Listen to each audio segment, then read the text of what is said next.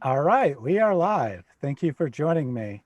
I am joined today by Lloyd, Mel, and Mohamad. I'll give them a chance to introduce themselves in a minute. We're going to be looking at Muslim arguments. I've sent out an invitation to every Muslim who has commented on my channel in the last 3 or 4 months. It was around 100 or so people. I asked every one of them to come. I also posted the link in multiple Muslim groups. I put it in Facebook debate groups. So I definitely tried to get the word out for Muslims. We do have a backup plan if no Muslims actually show up, but hopefully we'll get a good number of Muslims bringing their arguments. Let me just open us in a quick word of prayer. Dear Heavenly Father, we thank you so much for this time together. We thank you for the technology that allows us to reach out around the world. We ask that anyone listening today, whether they are a Muslim, a Christian, or have other beliefs, approach the subject with an open mind.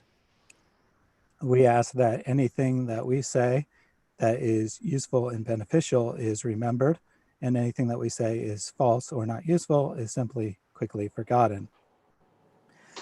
We're all here because we love our fellow Muslims. We want them to come to know you as we know you. We just ask that you be with us as we chat today and you guide our discussion. We pray all this in Jesus' name. Amen. So as I said, we've sent out the invitation to Muslims. We're ready for any and all challengers. Everyone here has changed their mind about their religious beliefs over their lifetime. We're all here ready to respond to evidence. Someone brings some good evidence, we're ready to reconsider our position on Islam. We've all looked into it. We all find some substantial problems with it, but we could be wrong. So we're ready for your arguments. We ask that if we're prepared to take your arguments seriously, so we ask that you do the same.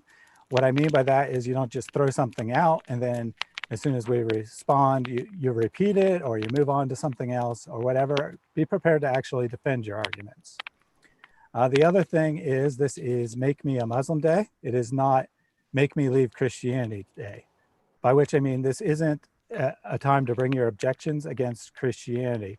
If someone could convince me that Christianity was false, that wouldn't automatically make me a Muslim.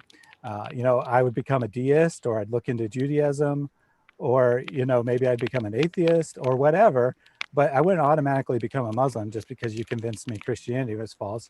So you're wasting your time by trying to attack Christianity, and it just shows you have no positive arguments to make for Islam. So we want to hear your best arguments for Islam. You can go ahead and start putting those in the chat at any time. If we have a good volume of chat, I'll probably just monitor the chat, stay out of actually responding to the questions, just because it's a little difficult to respond and read the chat at the same time. But I do have 3 experts with me. Each has a different area of expertise. I'll give them a chance to introduce themselves, and I'll just go by the order they appear on my screen. So you're up first, Lloyd. Hi, my name is Lloyd de Jong, South Africa. I live in Warsaw, Poland. I spent more than 10 years living in the Middle East. I have traveled across the entire Middle East. I've seen most of the countries and visited them multiple times. And my eyes really got opened when I spent time in the Lebanon to see what had happened to that Christian country. And I really became very interested in what Islam really teaches, having seen the dysfunction within the Islamic societies. Saudi Arabia was a miserable, miserable place, in stark contrast to places in Europe that were Christian. So my expertise, I guess, is within the Sharia, the actual law of Islam, which is something Muslims strive hard to avoid discussing, as well as the Sirah, technically the Gospel of Muhammad, the biography certainly, but their function is the equivalent of the Gospels, and also something that Muslims strive very hard to avoid discussing. The Ash-Shifa, which is the most prominent of these Gospels of Muhammad, contains his miracles, where they try to turn Muhammad into Jesus. These are where they make incredible claims about Muhammad being the first being created by Allah and so on, and that Muhammad is the source of Jesus and all of the prophets. They were made after the life of Muhammad, for instance. So yeah, these things are embarrassing. These things are awkward, and this is what I prefer to focus on these days, and to get Muslims to speak about those things. Excellent. Mohammed, why don't you go next? Well, my name is Mohamad Faridi. I was born and raised in the country of Iran, or correctly, the country of Iran. During the war between Iraqis and Iranis, or Iranis, Sunni was killing the Shia, Shia was killing the Sunni, and they were going to paradise. That was always a question on my heart. How is that Muslims are killing Muslims and they're going to paradise? And the Ayatollahs and the Imams and the scholars of Shia were saying if you kill 6 Sunni Muslims, you will gain paradise freely. And that was one of the millions of questions I had, but I could not ask questions in Islam. It's very discouraged, actually, according to the Quran. Anyone doubts Islam is an infidel that Allah will torture and throw in hell to burn. I didn't want to go to hell. I didn't want to be burned and tortured by the God of Islam. So I blindly followed. I actually served the military, the Revolutionary Army of Iran, for 2 years. Mandatory service was an obligation for me. And I was on the path of accomplishing what was asked of me as a Muslim, which is jihad, which is martyrdom. I have an uncle, 2 of my cousins were martyred for jihad, for Islam, for the cause of Allah. And at age 23, I was depressed, I was hopeless, I was futureless, I was totally empty, miserable. I had a very self-destructive attitude. I would close myself in a room, cut myself, and pluck my hair out to try to get rid of myself and kill myself and commit suicide. But Allah said, if you commit suicide, you will end up in hell. I was in the hell of Allah in this world, and if I commit suicide, I would end up in Allah's hell for eternity. I was stuck in this life until a friend of mine, a good friend, shared to me about the goodness of God through Jesus Christ, the redemption work of the cross, that if you believe in what he has done for you, the sacrifice, the bloodshed that Jesus has given, if you believe in that, you will receive forgiveness of sin and you will have eternal life. That's the best thing I've ever heard. I converted, became a Christian in the country of Iran. I became an apostate. Under Sharia, apostasy is punishable by death. I tried to stay in Iran for 3 years. I had no intentions to leave Islam. I wanted to stay there. I wanted to live my life. But the Muslim soldiers, my family, my relatives, the community I lived in, they hated me for my conversion. And that was the time for me to make a change. I tried to escape the city of Tehran, the capital of Iran, where I grew up in. And severe persecution over the Iranian church still till today. We are treated as spies and CIA contacts and so many other things. They jail us, they beat us, they rape us, they do a lot of things to us. But we love them back and we tell them that if you believe in Jesus, you will have eternal life. I am in exile now. I'm in America. And my message to all of the Muslims around the world, especially my own people, it is, if you believe in what Jesus has done for you, the hate would be replaced by love, and you have a cure for this life and for the next one, because he has resurrected, and the only hope in this life is the resurrection of Jesus Christ. I have a YouTube channel called Mohamad Faridi. You can go there, have more stuff there, and that's shorter story. I have a longer version in my YouTube channel. Excellent. Thank you for that very emotional and passionate introduction. Mel, why don't you go ahead and introduce yourself? Hi there, everyone. I'm Mel from Speaker's Corner. I have a YouTube channel, and the main focus of it is to critique Islam.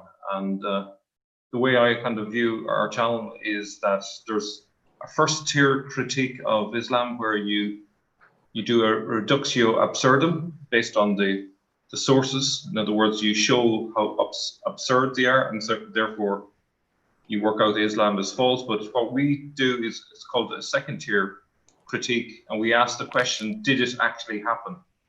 So that's why we do a historical critique. So we look at Muhammad, we look at the book, the Quran, and we ask the question, is Muhammad's biography true? If not, what is the truth of where this story came from?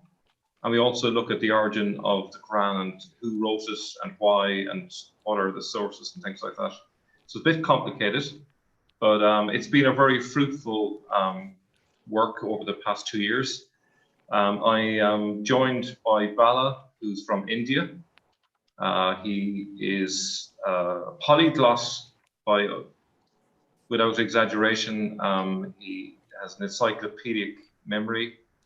So he's a great member of the team, and he's done some great videos with us, particularly on the various religious influences in the area of, say, Syria and Mesopotamia and places like that. There's lots of religious influences that you can see at work in the origins of Islam. And the other person that is on our team is Murad, who is an Arab. He's an ex-Muslim, and he's a skeptic, the same as the others. But he brings a great level of critique and imaginative formulations of hypotheses and new theories. So we're constantly looking at new theories on our channel and trying to make things as clear as possible. Over the past month or so, we have made an awful lot of progress in terms of understanding the origins of Islam.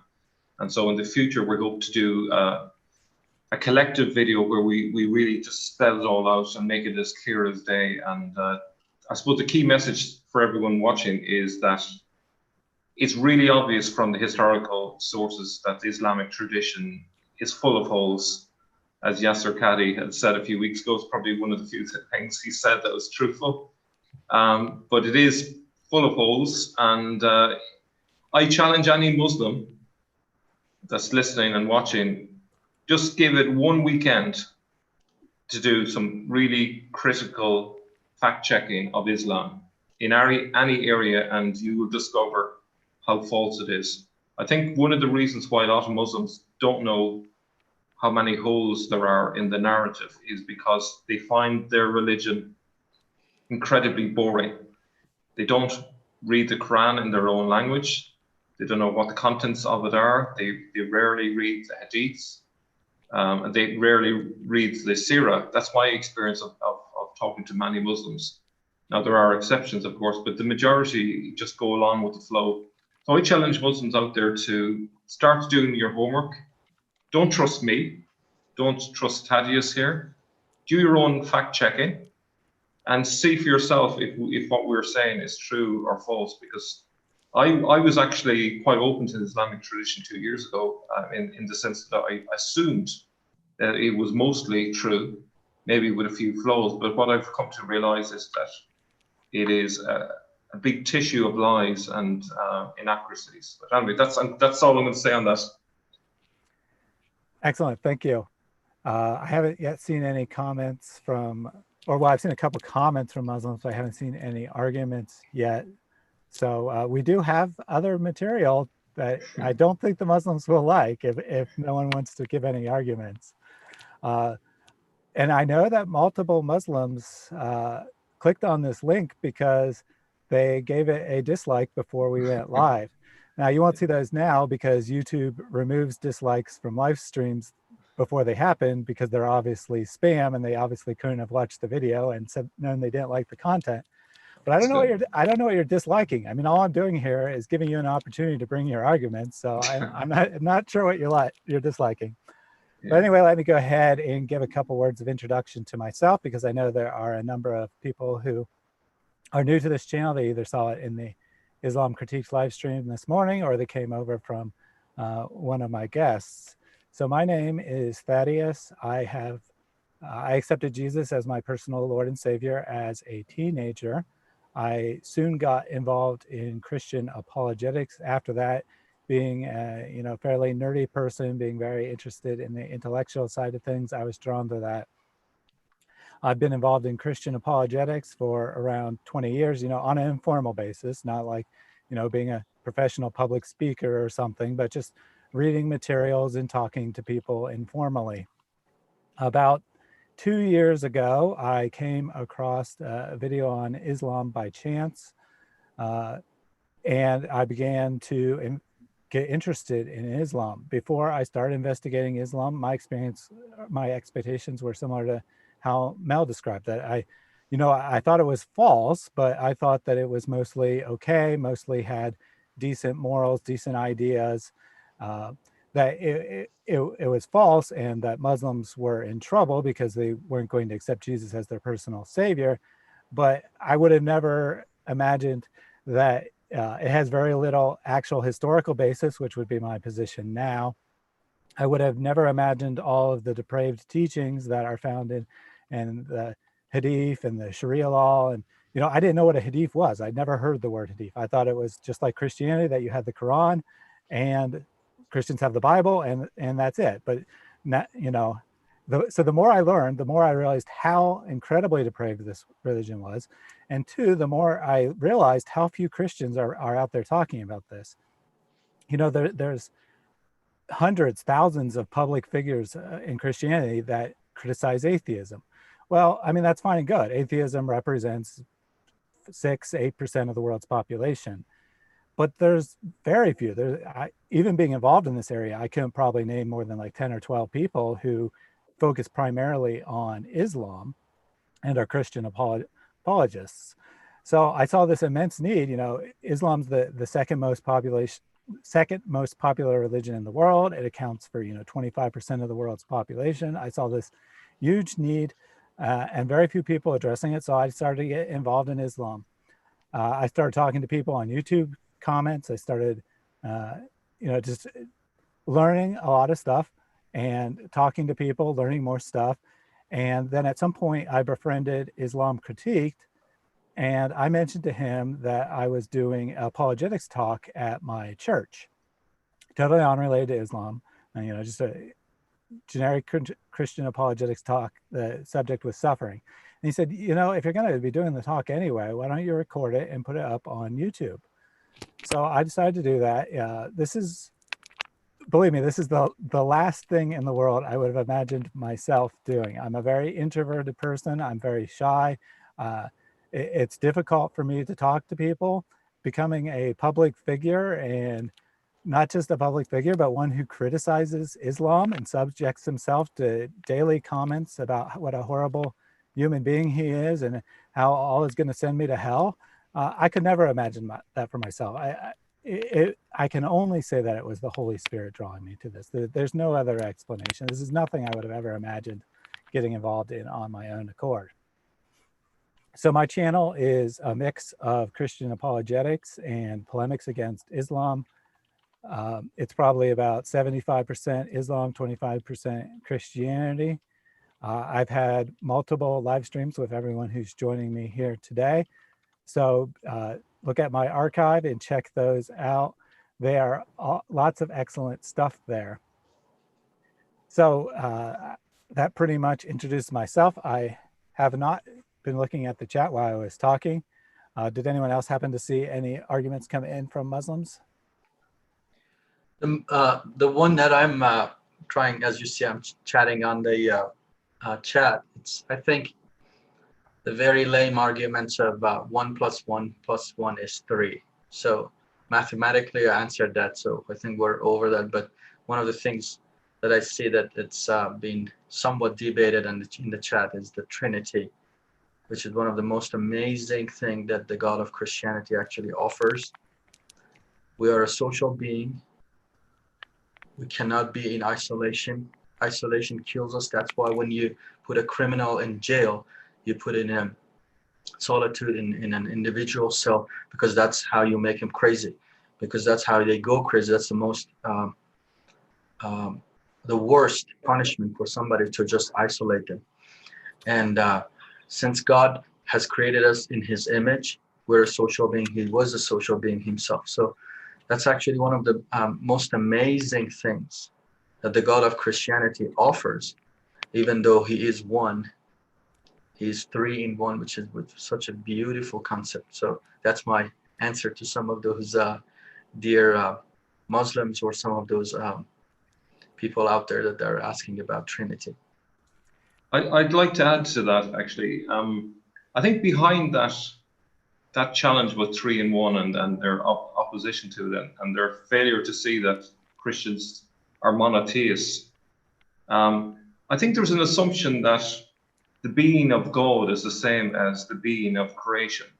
As if, let's say if we use the example of three glasses, they're distinct from each other in creation because there's a different properties involved in the physical universe. So assuming that God is like the physical universe, to me, is a pagan philosophy. It's not accepting the idea that God could be somehow different from the creation. And I think that's one of the major flaws in Islamic thinking, that the Islam doesn't even have the imagination to imagine that God could be incredibly different from our everyday experience of nature and the world and the universe. And I think that to me would lead me more to Christianity than away from Christianity, because it's a false assumption,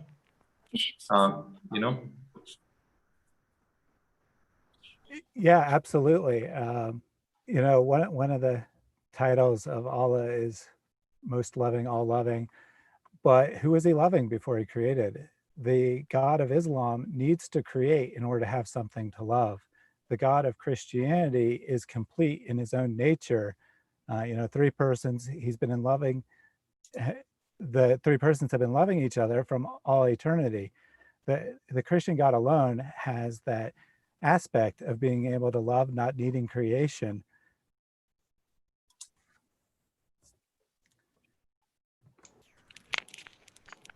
Did you want to add anything to that, Lloyd?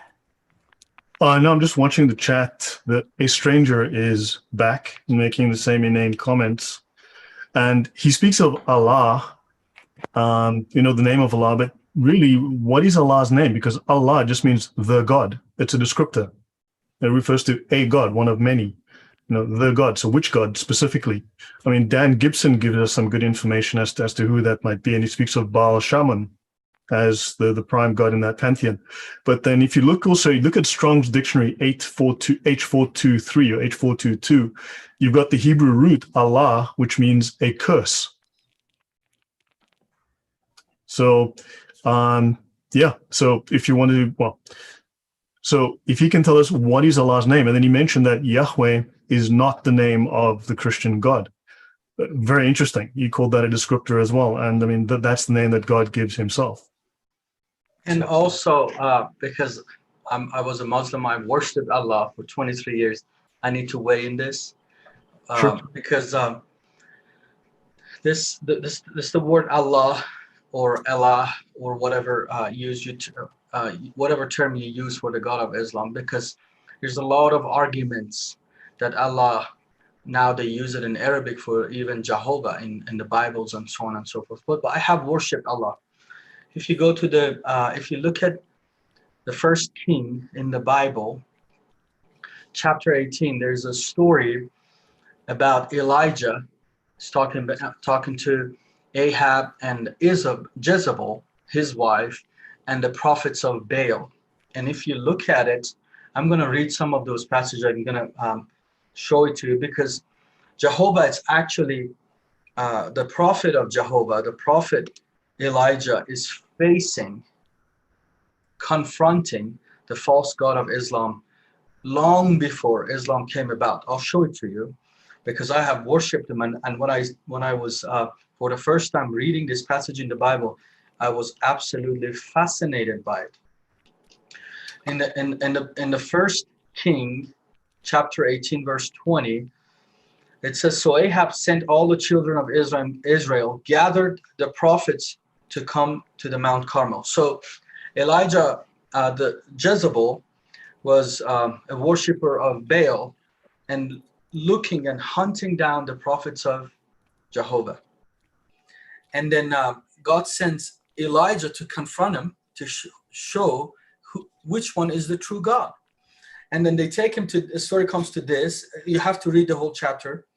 And Elijah come to all the people and said, how long will you falter between the two opinions? How long you going to say this is going to be the same God? How long you going to go from this side to that side? The Lord is God. The word Jehovah is using. Follow him. But if Baal, follow him.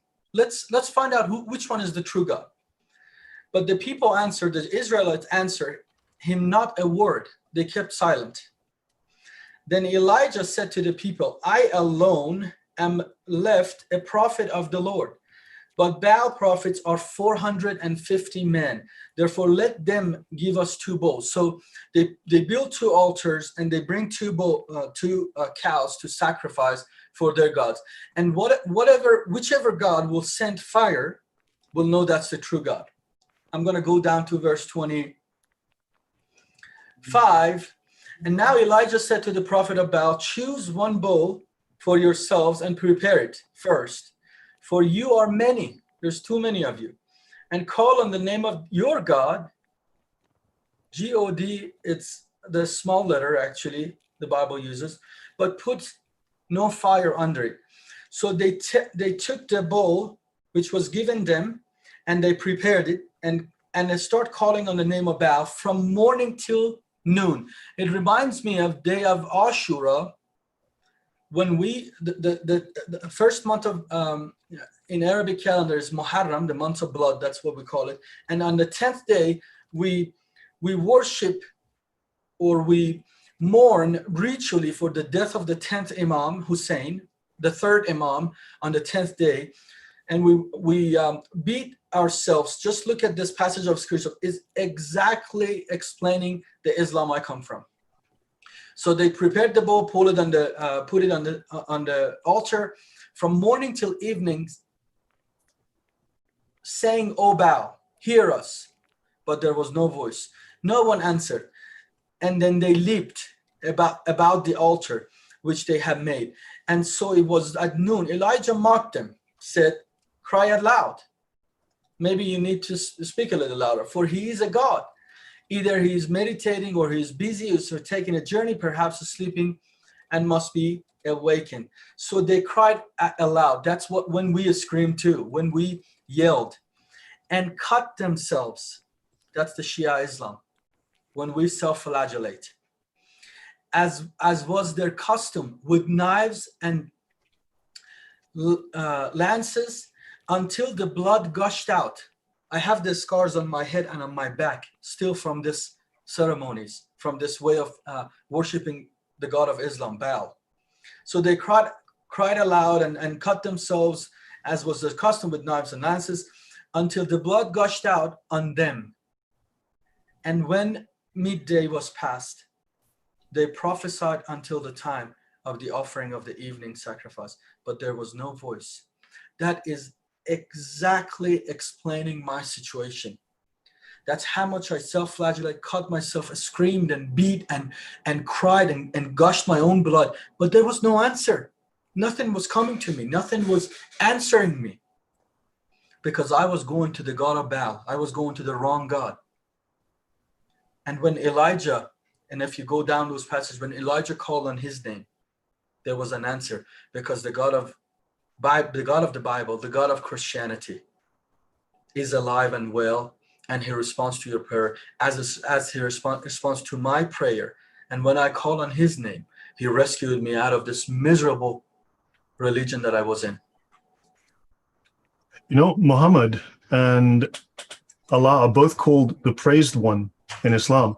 If I said the praised one, you wouldn't know who I'm referring to unless I mentioned one of them by name. So why is there this confusion over who is the praised one in Islam? Is it Muhammad or is it Allah? You know, already there's that conflation of Muhammad being divine. There's also the elephant is called Mahmud as well. So presumably the elephant could be the praised one. Right. We have a lot of arguments in regard of who are we praying to in Islam?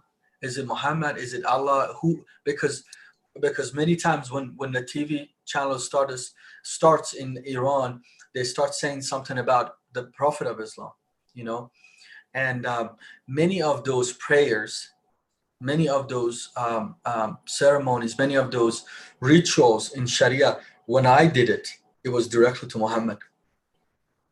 Yeah.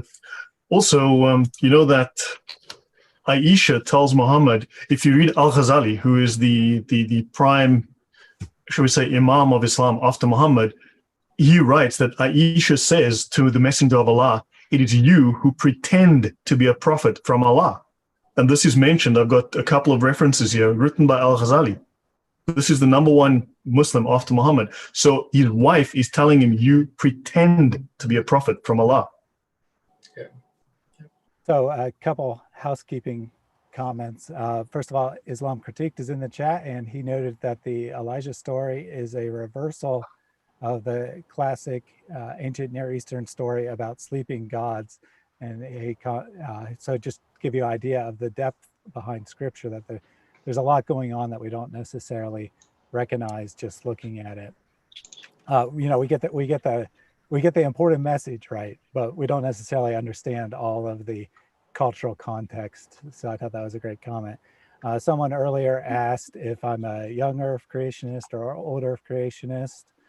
I don't really have a strong opinion on that issue. I don't think it's a particularly important issue, so I just don't worry about it. The important thing is that God created. It doesn't make any difference to me how long it took. There's also a question about Mel from Sneakers Corner asking whether he was a Christian or not, and he is indeed a Christian. Yep. If I can throw something in here about there's these, the Nur-e Muhammadi. Muhammad, you might be more knowledgeable than many of us on this, but there's the light of Muhammad.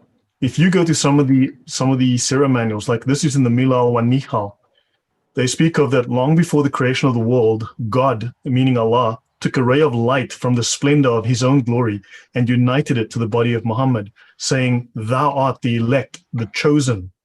I will make the members of thy family the guides to salvation. So this is effectively making Muhammad the first creation of Allah. And then, of course, he becomes Abraham. His family will lead people to the path of salvation, lead them to God. And Muhammad said, the first thing which God created was my light and my spirit. That is incredible. The first thing that Allah created was Muhammad's light and Muhammad's spirit. In due time, the world was created, but not until the birth of Muhammad did this ray of glory appear on earth. Okay, so this is the light of Muhammad. Yes, sorry, Mel? Yeah, just to add to that, Ibn Ishaq in his Surah talks about Amina when she's pregnant with Muhammad. Her womb shines light and lights up the castle of Basra.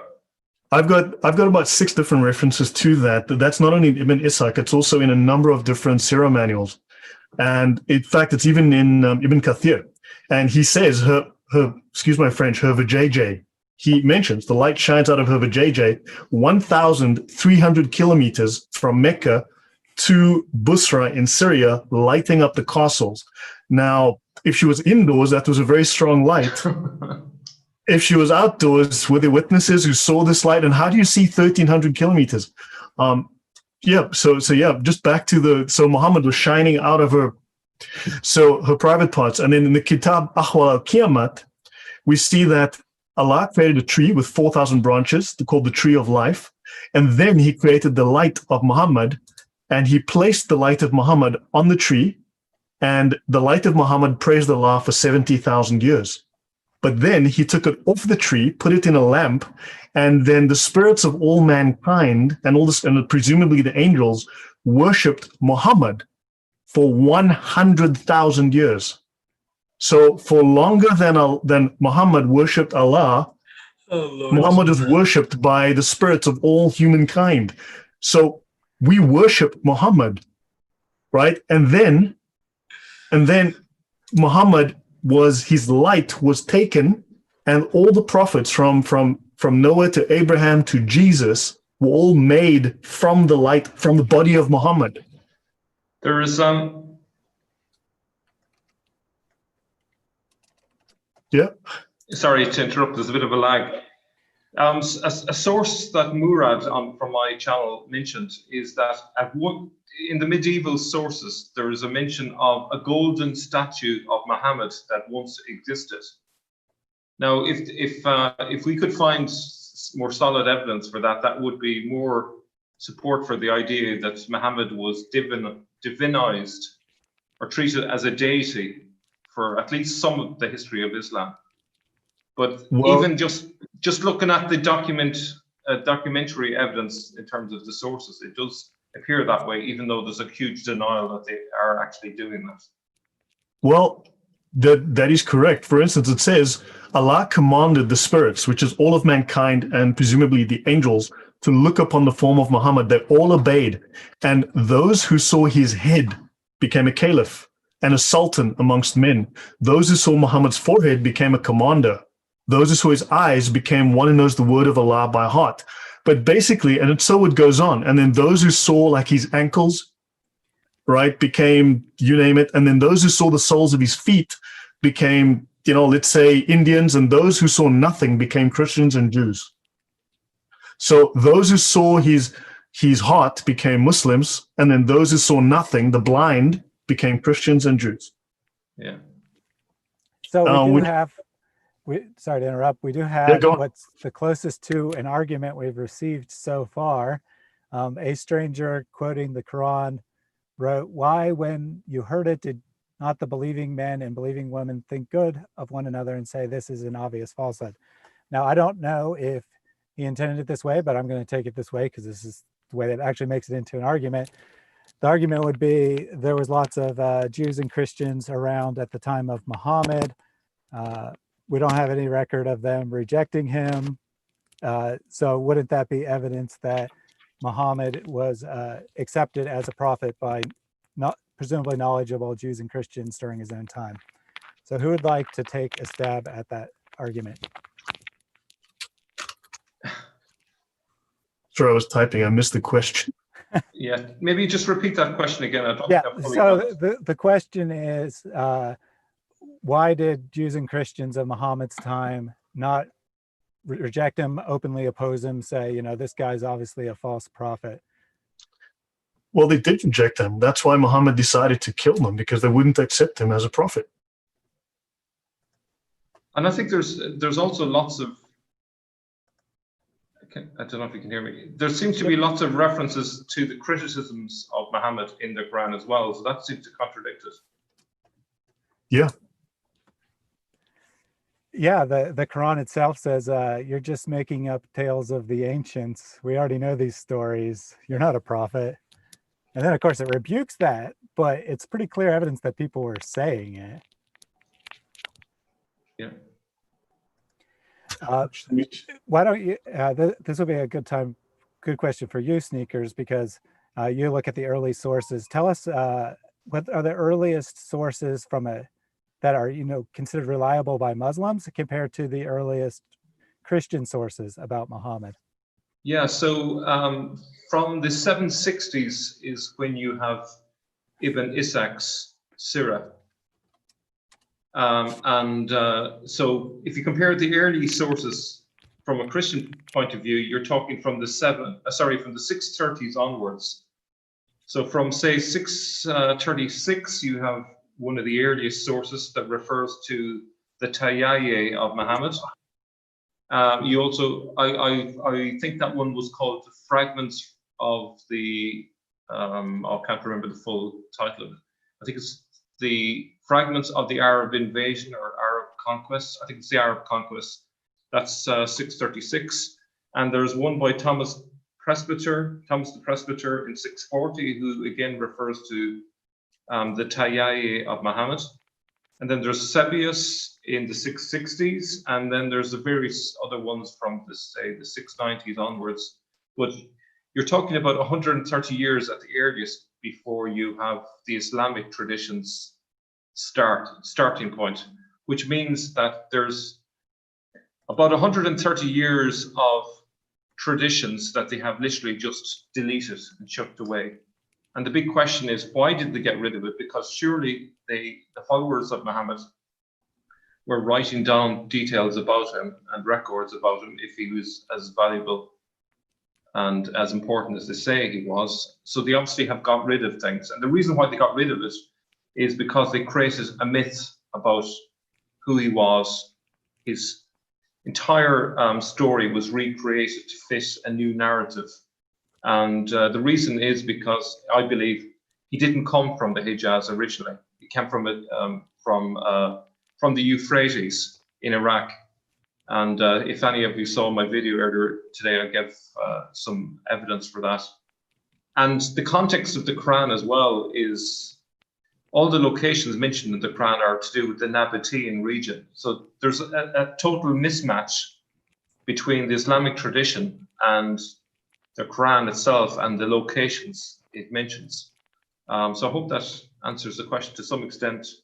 But if we were to line up all of the sources, the early sources chronologically, what you see is a slow evolution of the story of Muhammad. So in the early sources, he is a warlord, he's a king, but later he becomes something entirely different. He becomes an illiterate orphan. He's no longer a king. He's just kind of a preacher who gathers a following. And yeah, an awful lot of the story has been mixed up over time. Excellent. A stranger also quoted a different Quran verse where Jesus says, "Indeed, I'm a servant of Allah. He has given me the scripture and made me a prophet." So you see, it's right there in the Quran. It says that Jesus was a Muslim. Why are you not following Jesus? Why are you not a Muslim? Who would like to take a stab at that one? So that again, sorry, I'm busy typing. I missed that. Please repeat. So the claim here is that, you know, according to the Quran, Jesus was a Muslim. So if we want to follow Jesus, we should be Muslims too, right? But that claim is made very, very early on. If you go into the Sharia actually states that it makes it law that all the prophets, every single one, was a Muslim, and that we are sinning by deviating from following Muhammad, that all the prophets will pray, including Jesus, will pray behind Muhammad. So this is Sharia law. So they can provide all of these reasons, but the fact is it made it into Sharia, and they do claim that Jesus was a Muslim. Now, what's interesting, they claim that Adam was a Muslim. They claim that all of these people. So where's the early copy of the Quran? Where are any of the proofs for this? You know, these things are all missing, but they're simply following the law. And remember, they cannot contradict the Sharia. They cannot go against it. So they can't argue against it in any way. Sorry, Mel, you were going to say? Yeah, I was going to say that this is actually further evidence of the Islamic tradition's propensity to backdate things. So Yeah. they are taking things that are from a different time and era, and they're projecting it back in time and saying, yeah, it happened back then. So, for example, it's my suggestion that it is Abdul al-Malik and al-Hajjaj who introduced the Quran to the world, and they were the ones who gather up scraps of messages and put together as a book. But then we have two other traditions of gatherings. We have Abu Bakr and we have Uthman. And this seems to be that what they did was they backdated even that gathering together of the Quran to make it more authentic, because they realized that 60 years after Muhammad, to suddenly present a book and say it's Muhammad's wasn't very convincing, so they pushed it back to Uthman. That wasn't convincing enough, so they pushed it back to Abu Bakr and says, yeah, that's when it happened. But to me, that is a more example of a fallback position strategy that Muslims often carry out. They try out a lie, it's shown to be false, so they have a backup lie and say, yeah, it's this. And then you disprove that lie and they have a further fallback position. And we've all seen it millions of times in the chat. But there's no, like, if you challenge a Muslim to say, well, what actually do you stand by? They don't have anything to stand by, because there's always another fallback position. And this is just characteristic of falsehood, deceit, and lying. So A Stranger did respond to that a little. He said that we know that there was only one Quran, so late A Hadith books aren't proof of anything. Doesn't that tell us? So look, according to the major source of legislation and of guidance within Islam is the ijma. It is, the Quran is really just a symbol. It's symbolic today, because Islam is really the Quran and the Hadith that formed the Sharia, the law of God, and that became then that was then written out into these books, and that's become the consensus, the ijma. So Muslims follow the scholarly agreement. Is he saying then that the Quran is the only valid text and all other Islamic books are false, are lies? Then why are they concerned about a discrepancy in the time of, let's say, Jesus' death in the Gospels, when we can then point to dozens of authoritative Islamic books which imams must learn when they go to an imam school, right? When they go to learn to become an imam for 5 to 7 years. So they're learning fake, false narratives about Islam and about Muhammad.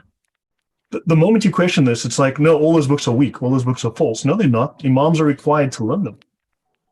And that's, that's just a perfect example of the fallback position. You challenge them on a particular hadith and say, no, that's weak. So they're not willing to stand their ground and say, no, this is actually something that's part of the tradition. We think it's true, because they're afraid.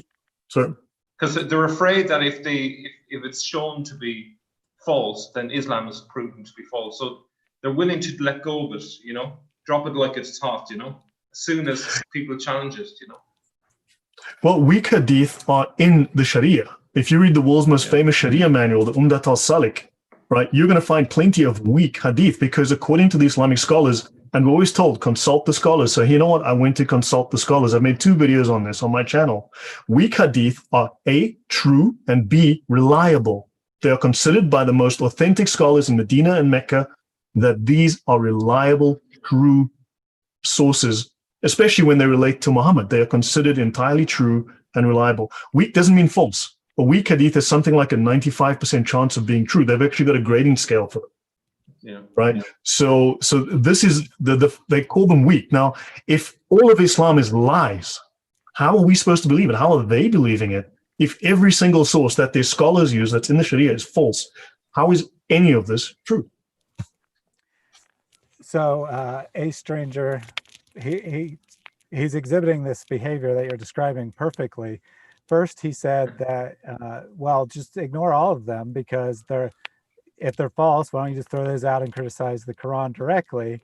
And then when you were explaining all that, he kind of backed off that, and he says, no, my claim is just to throw out unauthentic hadith. Well, what is unauthentic? Probably anything he doesn't like. That's not a valid method. The scholars have already gone through the hadith over the last 1,400 years, or more like 1,200 years, since they weren't written for 200 years after Muhammad. And they've already told us, they've already applied all the Islamic science to tell us which ones are the authentic ones. The ones that were fabricated have mostly been lost. They weren't repeated, and we only know of a handful of ones that are actually considered fabricated. So everything. I mean, there's over 100,000 hadith, and only about 4,500 are actually in circulation in use today. So, but the other 95,000, I believe, they do still exist in the Arabic. So really, those 95,000 are considered not good enough to be translated, right? Can I read something actually from a scholarly work from the scholars of Mecca and Medina? These are the top scholars in Islam today, right? This is in the introduction to the Fath al-Bari, the Victory of the Creator, which is the most famous commentary on Sahih Bukhari. So this is an expansion of Sahih Bukhari, right? And it says that weak hadith are considered true. They are not false. Removing weak ahadith from the works was not the example of the scholars. Otherwise, Imam Ibn Hajar would not have included them himself in Fath al-Bari as sources to take knowledge from. If you look at the Fath al-Bari, page 12, weak hadith are used to support opinions because a weak hadith containing the words of the Prophet is preferred over opinion and personal judgment. And this is the example set by all the scholars, including Imam Bukhari himself, who used them, weak hadith, deliberately in his work Al-Adab al-Mufrad, right? A da'if hadith has about a 45 to 85% chance of being entirely accurate. So the grading, and also again, the grading it was given may have been wrong, or the fabricator may have spoken the truth in this instance. Weak hadith should not be treated like fabricated hadith, because an 85% chance of being entirely accurate is a very high chance. This is from the top Islamic scholars from the top Islamic university in the world. Well, outside of the one in Egypt. But yeah, this is from Mecca and Medina. And besides that, you know, Christian critics of Islam mostly only quote the Sahih Bukhari gold standard hadith, and then we're told that those are weak and those are unreliable, and you know, it's really just a joke. I mean, there is no Islam without the hadith. The Quran is very, despite its internal claims, is very vague. It doesn't really tell us much of anything, and it commands every Muslim to obey the commands of Muhammad, obey the teachings of Muhammad, and if you don't do that, then you're not a real Muslim. And where are you going to find those commands? They're not in the Quran. Yeah, even in the go on, sorry, Mel. Can I just ask Lloyd, the person who first formulated the idea of the Sharia law, am I right in, I don't remember his name, but am I right in thinking that he was treated by his fellow Muslims as a heretic in his generation? Because he was going against the norm up to that point by introducing this idea of Sharia.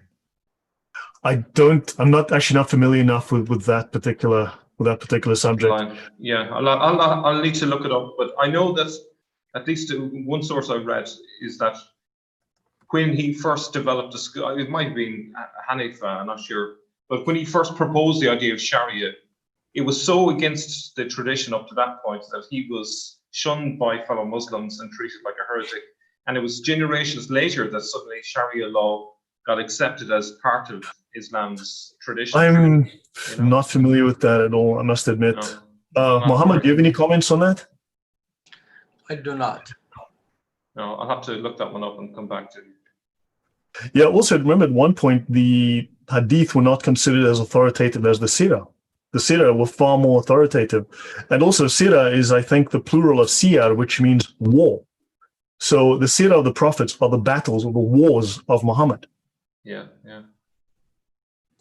There's a comment, or somebody is telling me to read chapter 4.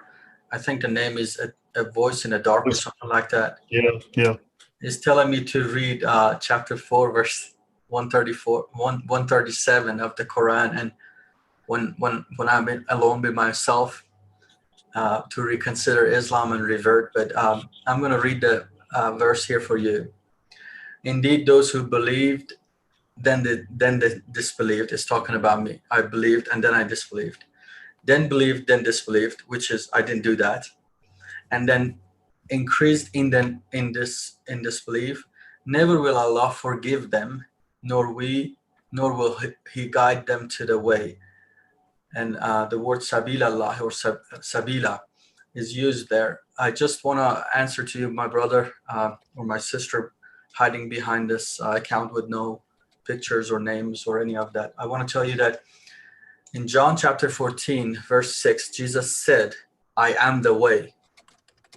So even though Allah is not going to guide me to a way, I have found the way from here to the eternal everlasting life. So I'll encourage you to read that.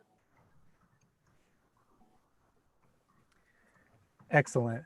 This was a while ago, but I think it's a good question. It's not from a Muslim, but someone a while ago asked you, Mel, is there any evidence that the black stone was in Petra pre-Islam? No, not that I'm aware of. I think it was St. John of Damascus who refers to that the black stone was originally connected to, if I can remember,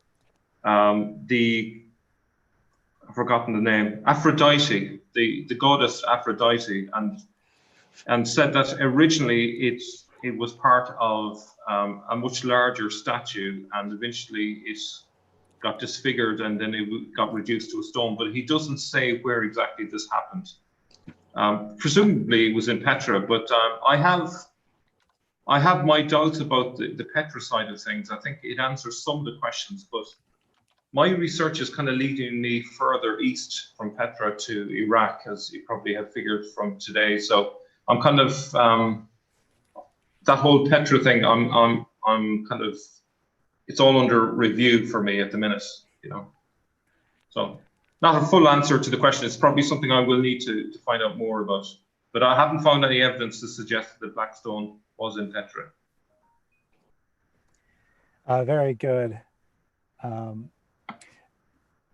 This is a good example of how Mel is very open to changing his mind. The first interview I did with him on my channel, he was all about the Petra theory. That was his primary thing he was talking about. And now he's gotten better evidence and he's mostly abandoned that theory. So it can definitely change his mind. So yeah, so this is a golden opportunity for the Muslims out there, you know. I am willing to listen to a good argument, but you're not offering me anything that would persuade me. Yeah, definitely. You know, Stranger was still getting on this Hadith versus Quran thing, and you know, we're taking any and all challenges. If you want to argue from Quran only, fine, argue from Quran only. I'm still not saying any arguments. You know, I'm giving you a chance. Bring whatever you got. You decide the criteria. We're not demanding you quote Hadith. We're not demanding anything. Do whatever you want, but by all means, bring us some arguments.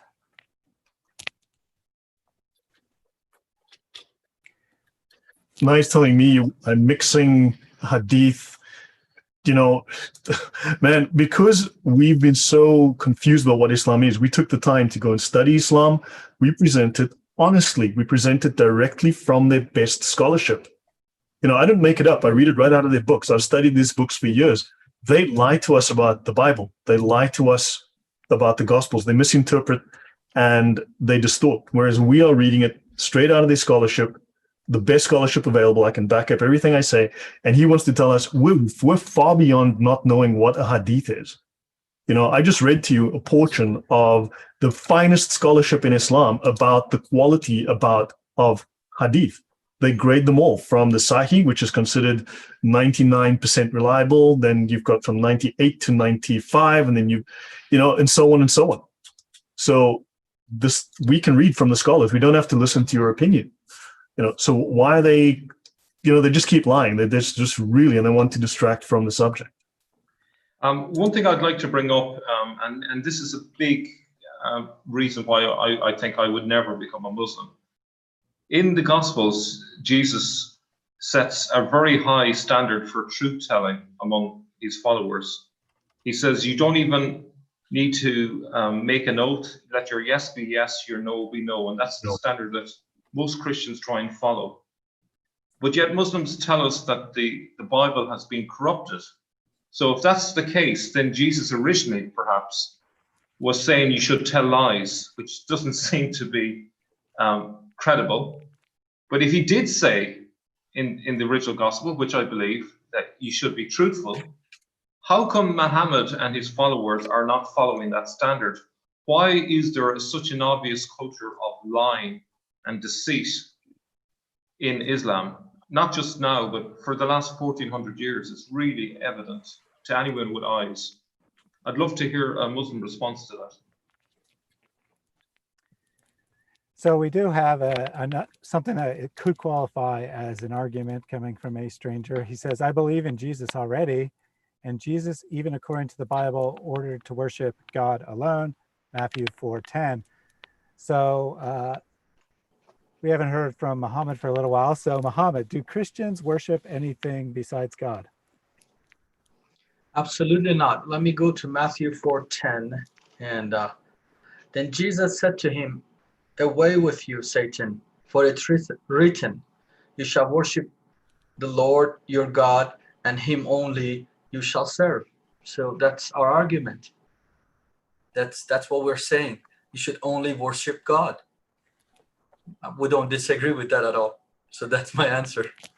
Yeah, I think Yeah. that, every religion would at least say that on paper, but in Christianity, I don't see us bowing down 5 times a day facing a specific stone. I don't see us saying, oh God, and his messenger, I pray to you both in all our prayers. They tell us all the messengers are the same, that Jesus is the same as Muhammad, and Lot is the same as Muhammad, and whoever else they want to throw out there. But for some reason, the Shahada only has Muhammad's name. The daily prayers only have Muhammad's name. Everything only has Muhammad's name. So it sure looks like, from an outside perspective, that you've elevated Muhammad to at least a demigod status. Yeah, and where in the Quran is the Shahada with Muhammad in it? It doesn't appear anywhere. So the other thing is, if all the prophets are the same, that would mean that they're just as good. So what is the need for Muhammad to come along? If all the other prophets are equal, they're just as good, there's obviously no need for another prophet called Muhammad. So that would be one thing I'd have an issue with. The other thing, I think, is this idea that there is a last prophet, which I find troubling, because for me, there should be prophets in every generation, because prophets are people who tell the truth. So why is Islam considered telling the truth and being like a prophet, in other words, being dedicated to the truth? Why do they consider that to be ending at the time of Muhammad? To me, that isn't the way that Christians view it. There's always a time for prophets, because prophets speak in every generation. Well, they categorize it into 2 categories: the big prophets and the major and the minor prophets. And the last of the major is Muhammad, not the last of the minors. But it's another argument. So, which he came to finish the work of the rest of them and give us the most perfect one. And when you look at the most perfect one according to him, it's actually the most fallible, it's most discredited, the most unreliable one, actually. But in a mind of a Muslim, I remember those days. I mean, there's not much reasoning going on. It's it's a very, very dark place, and you can't think straight because the critical thinking has been taken away from you. Absolutely, yeah. And you don't have that skill because emotions and prejudices and so many other things blinds you to a point that you don't even want to listen. I mean, I talk daily with Muslims, daily. My family is still a Muslim. I can't even talk to my mom. She hangs up on me, or she holds her ears. When I was there, she held her ear and screamed because she doesn't want to hear. The thing is that there's something beyond only just let me discuss with you and reason with you. It's a little more than that. I think a lot of the spiritual mindset, or there's a lot of Islamic mindset is spiritually blinded. And until then, that we have a miracle in that process, it would not open. I remember when my friend tried to argue with me or tried to share the gospel 2 hours with me. God is my witness. I have ears. I can hear you. But it wasn't making any sense. It was just going right over my head. Yeah. Until he shared the gospel. And it went from my head to my heart. It was just something different that it's not normal. It's a supernatural thing that will happen to you. Can I offer something from the Sharia?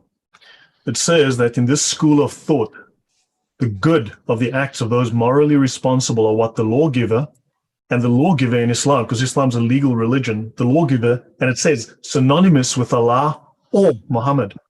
In other words, in the Sharia, Muhammad and Allah are the same. Mm-hmm. They're synonymous, right? So they're the same person. Muhammad is Allah and Allah is Muhammad. And it says, good is what has been indicated is good by permitting it or asking it to be done, and bad is what the lawgiver has indicated is bad by asking for it not to be done. Good is not what reason considers good, nor is bad what reason considers bad. Good and bad, according to this school of thought, that's Islam, is the sacred law, not reason. Mhm. Reasoning is forbidden. In fact, if you go read further in the Sharia, it states philosophy is illegal. Wow. It says so. Philosophy is illegal. We've covered this on the show, Thaddeus. It is unlawful for a Muslim to engage in philosophical thought and reason. Mhm. That's true. So a little while ago, to tune in, asked, since Muslims aren't bringing arguments, can Christians start bringing arguments that Muslims have given them? And I said that would be great. So we have the first one. Yeah, Here. awesome. The argument is, it was Ishmael that was almost sacrificed by Abraham, not Isaac. This means that Muhammad is the one who is in Abraham's seed and not the biblical prophets such as Jesus. So what do you think of that argument? It's an example of just revising history to suit Islam, because they saw the hole in their own story and they had to change it in order to fit the current agenda. And this is just another example of it. I actually taught on it on my last interview with Fuad Masri, and you should actually look it up, because it today is actually the feast of sacrifice, or you call it Eid al-Adha, and refers back to Ishmael, which is missing the whole point of sacrifice, because Ishmael was according to flesh. It was something that Abraham and Sarah made it happen on their own strength and not waiting on God's promise. There's nothing supernatural about Abraham and Ishmael's story. But when it comes to Isaac, is actually the promised one, and it's a supernatural birth, and it's because they waited on God and they received that seed, that son. Sacrificing that son is much more valuable to God, and that was their bloodline between the husband and wife, and not between a husband and a concubine or something like that. So, and it's another counterfeit gospel presented by Islamic doctrine that missed the whole thing again, just like many other things. So if you want to have my whole answer of teaching on it, you can just go to my YouTube and find out. And it would be phenomenal for Christians. I always encourage them, learn the plan of salvation, learn the plan of God from Abraham, Isaac, and Jacob, and all the way to David and Jesus. And if you could put them together to share the gospel from that kind of a perspective to Muslims, because all of them are familiar with the Feast of Sacrifice and the story of Abraham. And it's a very traditional thing. If you could just, from that point, explain to them why is Isaac and not Ishmael, and go so on and so forth. And that the story of Abraham and sacrificing his son, willing to the obedience to be the sacrifice his son, such an important part of the gospel. And if you can relate to that, to the I'm talking about the truth seekers in the Islamic faith, that they're looking to know the truth, not the one that they think they know it all, and they figured it out and Allah is the best. I'm not talking about those guys, but I'm talking about, there are a lot of Muslims that they need a Christian to get along with them and tell them the stories of the Bible and share the truest stories that they have heard the counterfeits in the Quran or in their mosques or a lot of places like that. And that could be a place that they could start evangelizing and sharing the good message of the gospel. Yeah, absolutely. I've watched that video myself. It came out a day or two ago, so it shouldn't be hard to find. The first half is kind of a mini version of Muhammad's story, and then the second half is kind of how to witness to Muslims, and there's a lot of really good, thoughtful advice in there. So definitely check that out. David Rye mentioned something very interesting. There's the hadith that the Muslims will split into 73 sects and only one of those will go to paradise and the rest will go to hell. So I'd just like to know from a stranger and a voice in the dark, which one of those sects are you in? Are you in the one that will go to paradise or the 72 that are going to hell? Can you confirm that for me? Should we be listening to you? Because if you are the 72, then your opinion isn't going to help you one bit.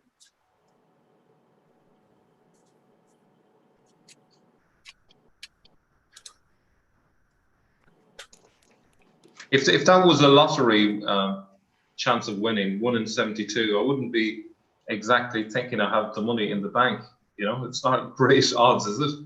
Yeah, if 1 in 73, if Islam is true, how come you've only got a 1 in 73 chance of going to paradise and a 1 in 72 chance of going to hell? How reliable is that? Well, I mean, really? And if it's like, maybe the reason why they have 72 virgins is to make up for the low odds of getting there, you know? It's like, what, you know, if there's a low opportunity of winning, you have to raise the stakes a little bit by increasing the prize at the end, you know? Exactly. I mean, even Muhammad says he cannot assure salvation even for himself. Whereas, you know, if you, as Muhammad said, and he's said some very powerful things, you know, if you follow Jesus, you will be saved, right? Whereas Muhammad says, even for himself, even for his family, he cannot guarantee anything. Absolutely. You know, and yeah. I just want to bring up a little detail about Muhammad's biography. A lot of the Muslims who are watching this probably assume that the basic story of Muhammad's biography is true, but a little bit of investigation into where they might have got the biography from, because it's constructed from lots of different sources. But if we look at Abdul al-Malik's father, who was, I think, Marwan, his mother, so in other words, Abdul al-Malik's grandmother, or Marwan's mother, if that makes sense, his mother was Amina, right? Does that sound like anyone? Same as Muhammad, yeah? Amina, yeah. And two of the wives of Abdul al-Malik's father, Marwan, two of his wives were called Aisha and Zainab. Now, it doesn't take a genius to work out, I would have thought, that they borrowed the details from Abdul al-Malik's family as part of the generation of this massive myth of Muhammad. And, you know, I think Muslims out there, you know, don't be gullible. Don't just accept the Islamic tradition. Do a bit of fact-finding and just check it out. Look at the early sources and see for yourself that this is a myth that's been created, and, you know, too many people have lived and died believing that this myth was true. And it's really for you to be part of the generation that kind of wakes up and realizes that, you know, you've been had, you know. So we have a new Muslim who has popped into the chat. I am Sahand. He called it, first comment was, I can't believe I'm watching the Four Idiots show. And then I said, welcome, we're ready for your arguments. And he said, I have no arguments. Well, okay, we agree. You have no arguments for Islam. Thanks. Yeah. What's interesting is they will never, and I will say this bluntly, because Thaddeus, you know, for the last 12 months, I have gone out of my way to try and make them discuss the Sirah and the Sharia with me, and they will never, ever do it. It just won't happen. I am reading straight out of your books. Why are you telling me it's all lies? This is your best scholarship. This is your finest scholars' works from your 4 schools. And they'll tell you, 4 schools? What are you talking about, 4 schools? There's no such thing. You know, and they'll tell me, oh, that's Shia. No, it's not. You know? That, just to use a historical analogy, when Galileo was looking through this telescope and people around him didn't believe in what he was saying, that there were moons going around Jupiter and so on, he said, just look through the telescope and you'll see for yourself. Just look. They wouldn't look through the telescope.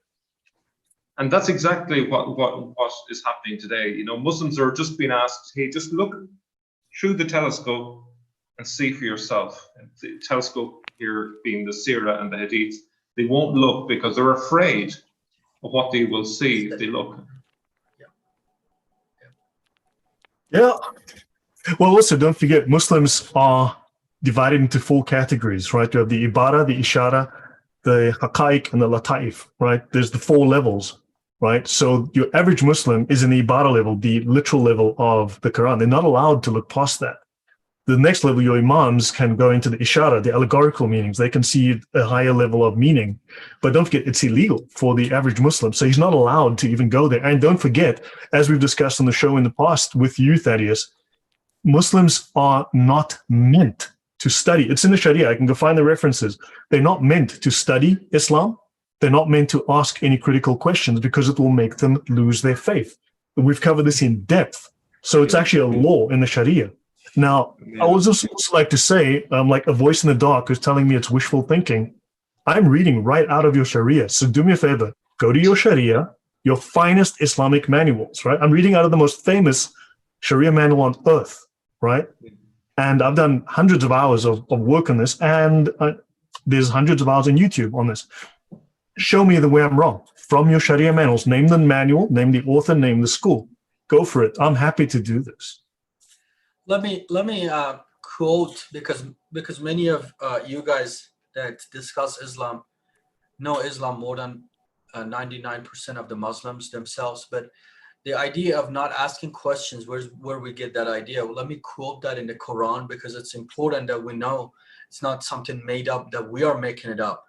Or when I remember I was maybe 6-7 years old, in a cold morning, my mom got me up, prepared me to do my salat in the morning. And that's the most miserable one, because they encourage you to wash yourself with cold water, and they say that has sabab. They add some good points to it. And the sweetest time of a sleep, it's like 4 a.m., 5 p.m. And in that sweetest time, they want you to get up and do your prayer. And when I was praying, I mean, you're half asleep, and I was praying to Allah in Arabic, in another language, which is not my mother tongue. We speak Farsi or Persian in Iran. And I mean, halfway through, I'm like, what am I saying here? I mean, I have no idea. I'm just memorized some stuff. I'm saying it. Kids have questions. Went to my mom and asked her, Mom, can I pray to God in Farsi, in my mother tongue, in the language He has created me? And my mom said, a good Muslim does not ask questions. You don't want to be tormented and tortured by Allah. I mean, I'm like, simple question. You're not allowed to ask. So where do they get the idea? Because I've shared this before, and then they say, well, that's your mom, or that's this, that's that. But let me show you chapter 5 of the Quran, verse 101. Chapter 5, verse 101. Pictol, I'm gonna read it. O you who believe, ask not of the things which, if they were made unto you, would trouble you. But if you ask of them, then the Quran is being revealed. They will be made known unto you. Allah pardons this, for Allah is forgiving, clement. Or who you believe, do not ask about this thing. Don't ask questions in this religion. It's discouraged. They don't want you to ask, because if you ask, you probably will doubt. And if you doubt, Allah will, Say International actually says, will distress you. So asking question in Islam will distress you, maybe causing problems to you. So they, especially if you're not in a leading position in Islam, it's completely discouraged, and they don't want you to ask any questions. So I see a comment there. Someone said, I think it's AKR, every Muslim needs to pray in Arabic, as the Quran says we have revealed the Quran in Arabic. But actually what the Quran, I'm not necessarily sure if it's the Quran that I read this. It was originally revealed in the Qurayshi dialect. Actually, it was Al-Bukhari, I think. Yes, Al-Bukhari, book 509, 510, I think you'll find it. Now, as some of you may have seen in the video earlier on today, Quraysh is believed to be a tribe that Muhammad belonged to, but actually, historically, the real tribe that he belonged to was called the Tayyaye. So somewhere along the line, they have got things all muddled and mixed up. So I investigated what Quraysh actually is, and it is Cyrus, as in the Emperor Cyrus, in Babylonian Aramaic. So essentially, the Quran was originally put together in a different language. It was Babylonian Aramaic and not Arabic. And, you know, this is one of the reasons why the Quran has to say 10 times over, I am in Arabic, I am Arabia. Like, you know, if a book is obviously in a particular language, why does it need to tell the reader I'm in Arabic if it's in Arabic, you know? And one of the reasons is because it originally was in a different language. And this is the big dark secret that Islam is hiding from most Muslims. And this is the reason why there are so many different versions of the Quran, because they translated it from a dialect that eventually died out. And they made a mess of the translations, and there were many attempts at translating it into Arabic. And that's why you have so many different aruf and Qira'at and so on. And this is why you have Qurans today that don't match up, and there's 93,000 differences between these Qurans. And this is the reason, as far as I can see. And it all goes back to the idea that Islam didn't begin in the Hijaz, but further north in Iraq, you know.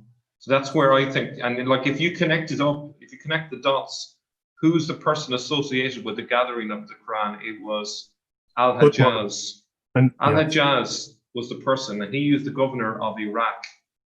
And this is where I believe it occurred. It was originally in the language of Iraq, which at that time was a form of Aramaic, which is the Iraqi Aramaic or Qurayshi.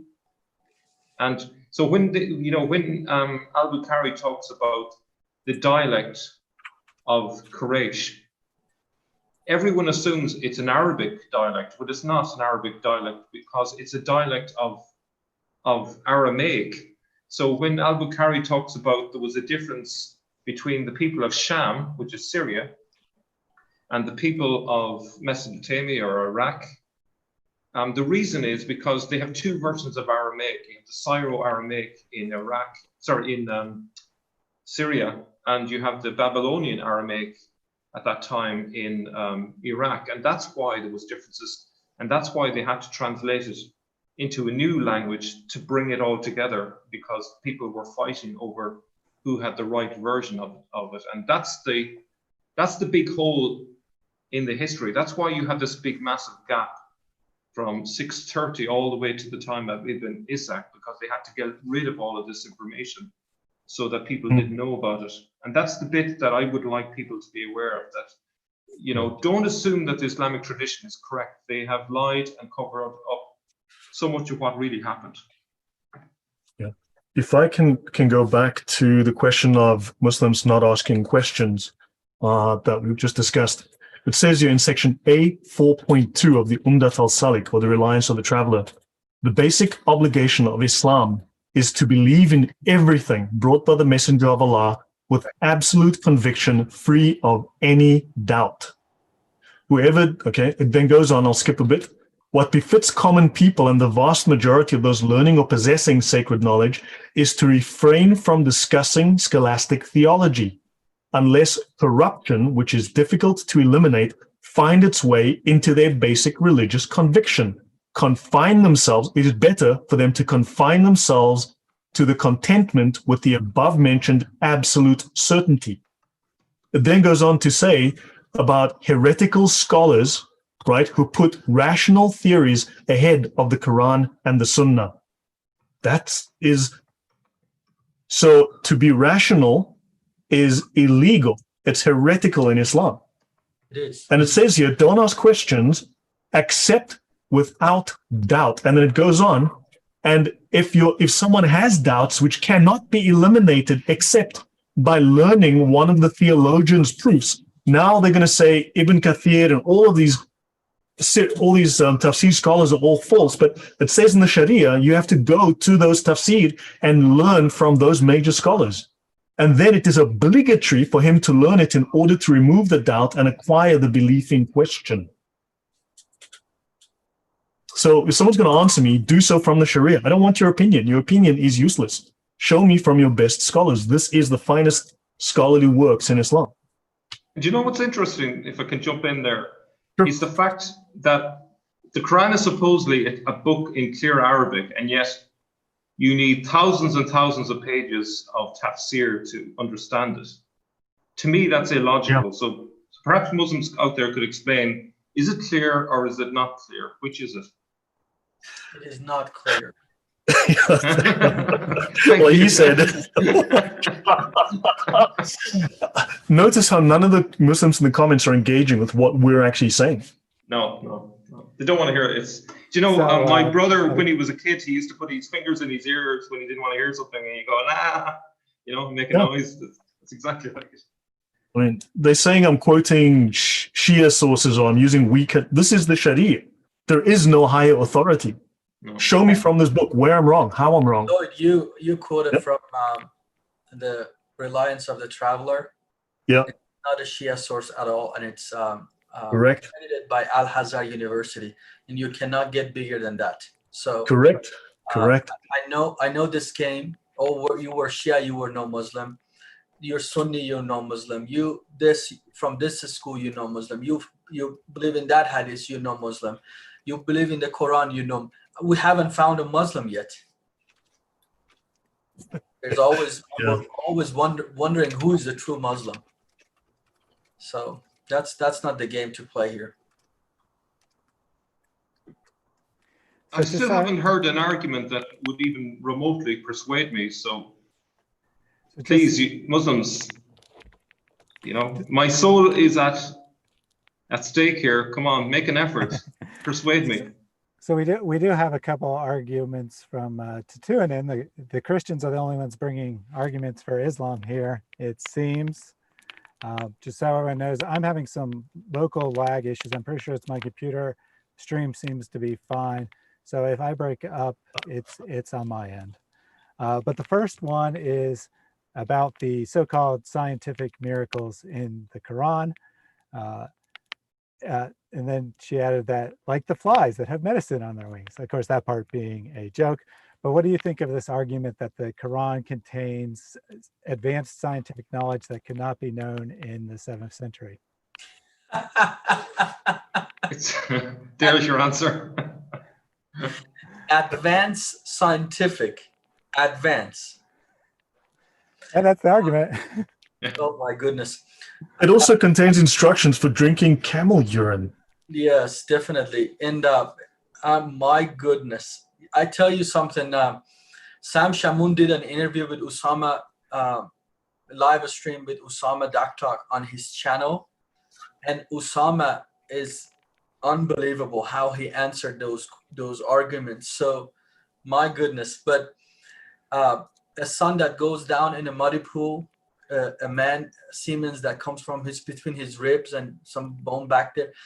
I mean, it is way too advanced for our time, really. Yeah, I think science hasn't caught up with the Quran yet. We still think that stars are giant balls of gas millions of miles away. Eventually, we're going to discover that they're just little tiny lamps that Allah picks up and throws at the demons. Allah uses the stars to shoot demons. Star Wars of 7th century.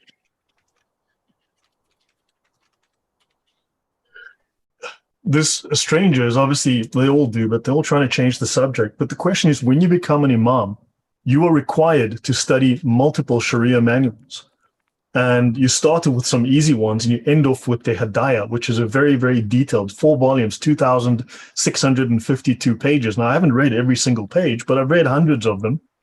And why are you saying only the Quran is valid? Now, they all become somehow Muslims, every single one becomes a Quran-only Muslim when you start bringing out their sources. Yeah. That's a miracle in and of itself. Yeah. But how is it that when you how come your imams aren't Quran-only imams? because they have to learn dozens of different Sharia manuals, and they have to read all the tafsirs, all the hadith, and various other scholarly works. All of them, many of these referenced in the Sharia. If you want more detail, the Sharia says go read this scholar, this book. So if the Quran is the only true thing, then why are these imams studying all of these false, lying, error-laden books? Please explain to me, a voice in the dark. Please explain to me, a stranger. So we have a couple of Muslims responding to this, our examples of scientific errors, and they're like, well, the Bible has scientific errors. Well, great. Like I explained in the introduction, this is not make me an ex-Christian day, it's make me a Muslim day. So even if you could convince me the Bible has scientific errors, which would be a total misreading of the Bible, but even if you could convince me that, it wouldn't make me a Muslim. So this is your opportunity to defend Islam. This is your opportunity to do dawah for your God. And all you want to talk about is Christianity. What this tells me is that your confidence in Islam isn't based on any actual facts. Your confidence in Islam is based on you being taught from birth that Christians are evil, and you think the only two options are Muslim or Christian. So as long as Christians are evil, Islam's good. It doesn't make any difference whatsoever, whether it's true or not, whether we have any evidence for it. That's what you're telling me when you make arguments like this. We did have a late joiner, Yahya, as some of you may know from Speaker's Corner. He apparently did not get the memo about what we're talking about. So the idea here is that we are taking any and all Muslim arguments. All we ask is that you treat them seriously. If you give an argument and we push back, respond to it. Don't just go on to another subject. And we're only taking arguments that Islam is true, because like I just explained, even if you could show Christianity was false, that would be irrelevant to whether Islam is true or not. There's something I'd like to say is that sometimes Muslims throw their own claims back on Christians as if we are making claims. So for example, the scientific claims found in the Quran, we don't even attempt to say that the Bible contains any scientific predictions or claims. That's not the purpose of the Bible. Another example is the idea of the Quran being perfectly preserved. Christians don't make that claim about the Bible, So we're quite open. We include what verses, may have been added later. We're quite open with the whole history of the Bible, because we view the Bible as a record of Jesus, but Jesus is the word, not the Bible, essentially. It's the record of the Son of God become flesh. The become flesh bit is kind of important rather than Jesus become a book, So yeah, I think sometimes Muslims forget that we are not making these claims. These are your claims. And so it's you, if you're making those claims, you have to defend them. We are not making these corresponding claims. True, the Bible does not claim to be a scientific book. Now we've got I Am Sahand coming up with I will spread seed and dung, and those stories about these histories in the Bible about things that people said and did, and somehow trying to claim that this is the word of God. And this is all they're doing. They're just attacking because. My question, though, again, to these Muslims in the comments, your imams take these tafsir, they take these scholars, they take these Sharia law manuals, the fiqh manuals, they take them very seriously, right? These are the books that contain your laws, contain the definitions, the detail. Why do you suddenly not believe a word within them, but your imams all do? Are your imams all liars and deceivers? Or are you lying and deceiving? So just to clarify, I Am Sahand was spamming the same message over and over again in the chat.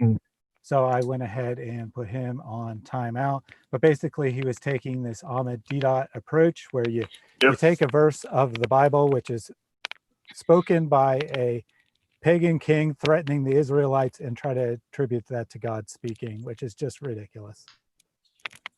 Yeah.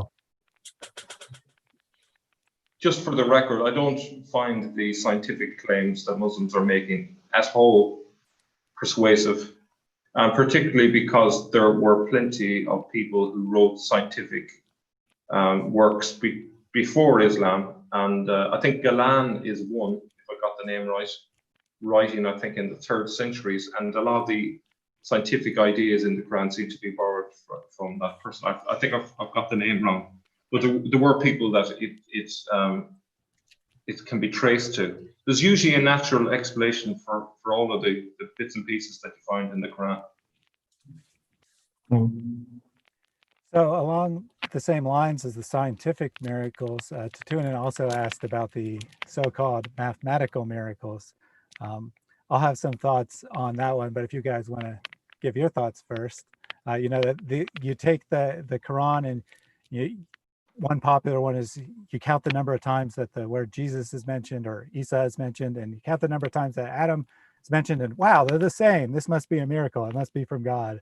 And you know, there's a huge variety of these, but they're all along that line. So they find some sort of. Let me help you here, because this is important. You know, we grow up. They said even the death of the Prophet of Islam, it's written on our hands. So in the left, let me show you the left hand. So let me get it here. So this number in Arabic is 81. You see this number is that's 8, and that's 1. And the number on the right hand is 18. If you divide 18, if you minus 18 by 81, it's 63, and he died at age 63 or something like that. So that's another scientific and mathematic miracle of the Islam and Quran. So and when we grow up, you know, in a school, 6 to 8, 10 years old, looked at this, I said, wow, man, this is miraculous. How can this be? Even it's written in Arabic. Think about it. Not in Farsi or anything, but it's in Arabic. So, I mean, you can pull anything pull anything from anywhere to prove your point. But at the end of the day, there's no change of heart. There's no change of lives in Islam. I live the Muslim life. It is miserable. My parents live it. My families live it. It's miserable. Not knowing what is going to happen to your future. You're afraid of death. You're afraid of grave. You're dreading dying. You think this life you have to put good deeds on the right side of the scale, and Allah might give you paradise or something. It's a miserable way of living when you're uncertain. You can come up with all of this reasoning and all of this lame arguments, but at the end of the day, you're uncertain about your future, your eternity. And you know what? The person that will give you that is Jesus.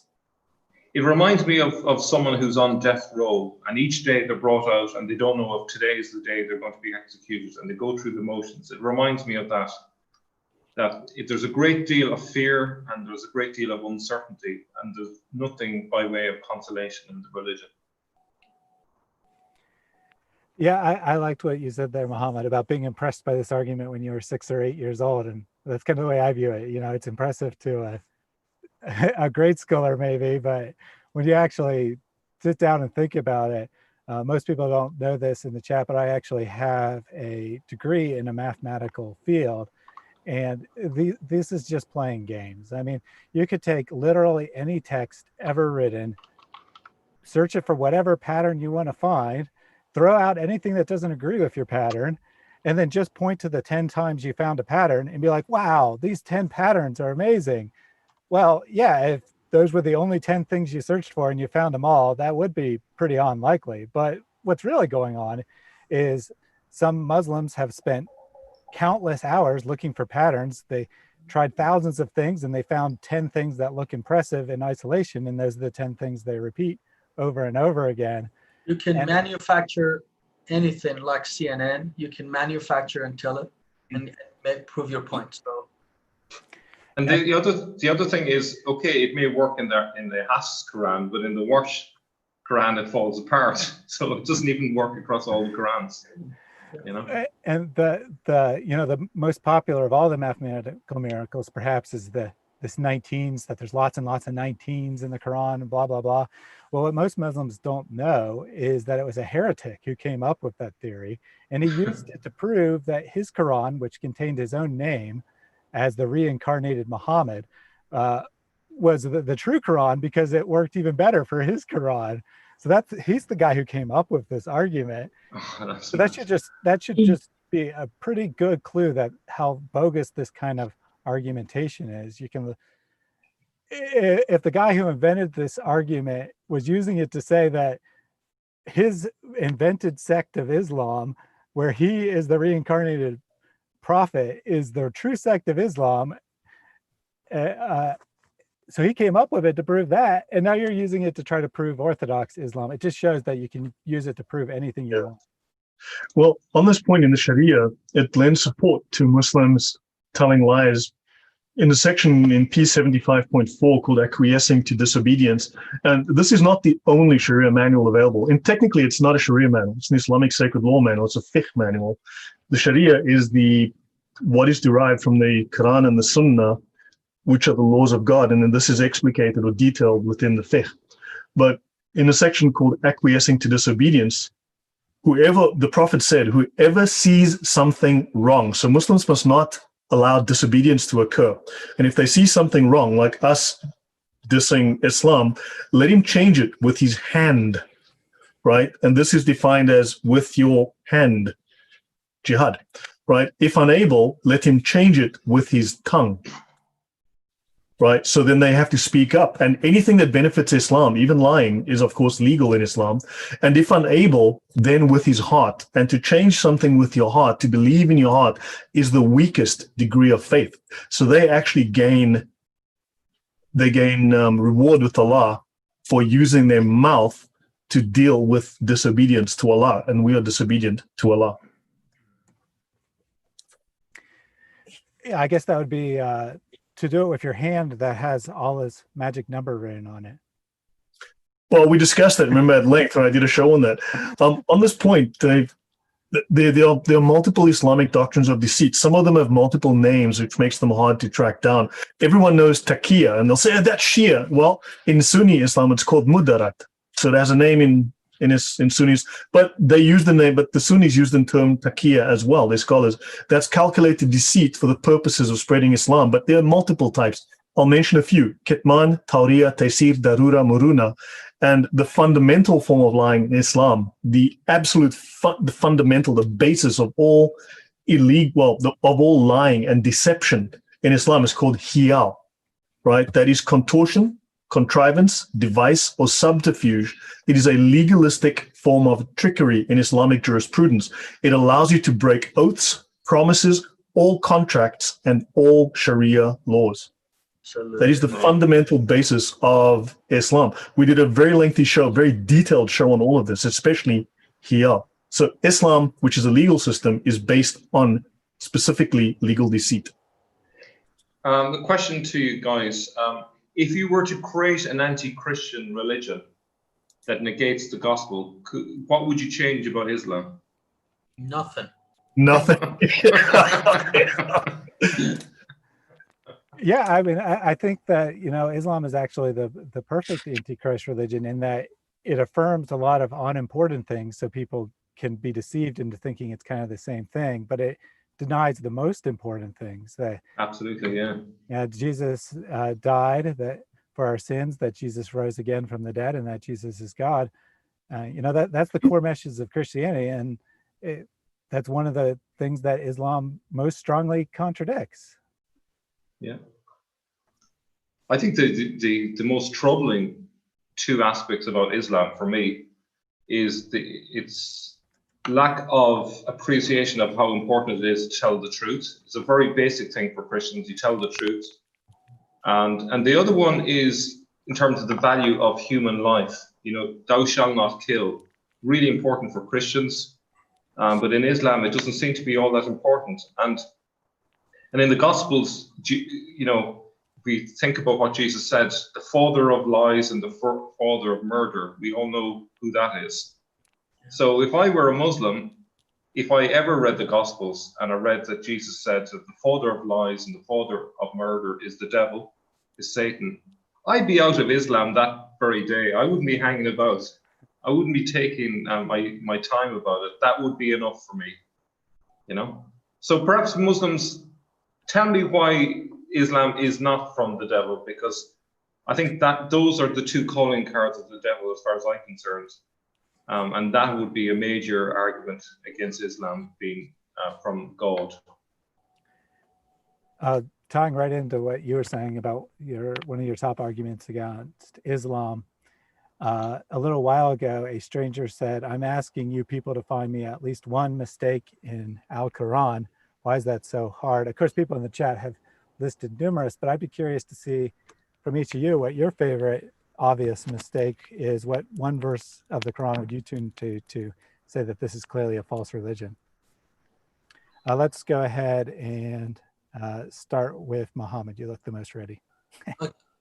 Someone else will start. Let me find that verse. I'm looking for it. Surah Al-Ahzab, verse 50, I believe it is. But till I'm finding someone can answer that. Sure. Mel? I can't think of one off the top of my head. I'll have to think about this. I'm not very good at remembering particular verses, so I'll come back to you. Okay. Lloyd, do you have a thought? Oh, there's so many, but something that I always, that is, Mel mentioned it earlier, and it's not discussed, and even Mohamad mentioned, it's not discussed, but there's about a dozen verses that all claim that Quran is clear. Yeah, that would be it, yeah. No, and I was looking at this, if the Quran is so clear, why do you need about 50 different Surah volumes, 50, and that's the ones that I know of, right? Why do you need over 120,000 hadith, right, of which only about 4,500 are actually in use today, because the other 100,000 are all fake? Seriously, imagine the gospel was 95% fake. I mean, literally, provably false. You know, they look and say, well, Jesus died at 4 p.m. in this gospel and at 3 p.m. in that gospel. Gospels are fake. Well, you've got 115,000 fake hadith. Like how, that's 99% fake. How is that not fake?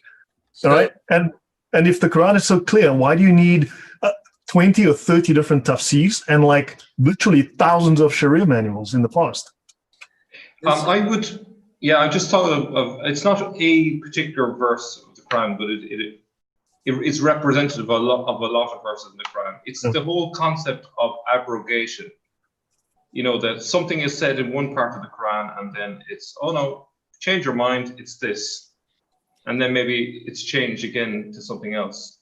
So I'm going to read this one verse because this is one of my favorite verses that proves to you that Allah is no God and Muhammad is no prophet, because the stuff like this in the Quran cannot be from a divine being.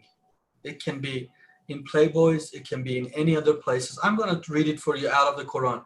That's Surah Al-Ahzab, that's chapter 33, verse 50. O Prophet, Allah is talking to his Prophet. O Prophet, indeed we have made lawful to you your wives, plural, to whom you have given their due compensations.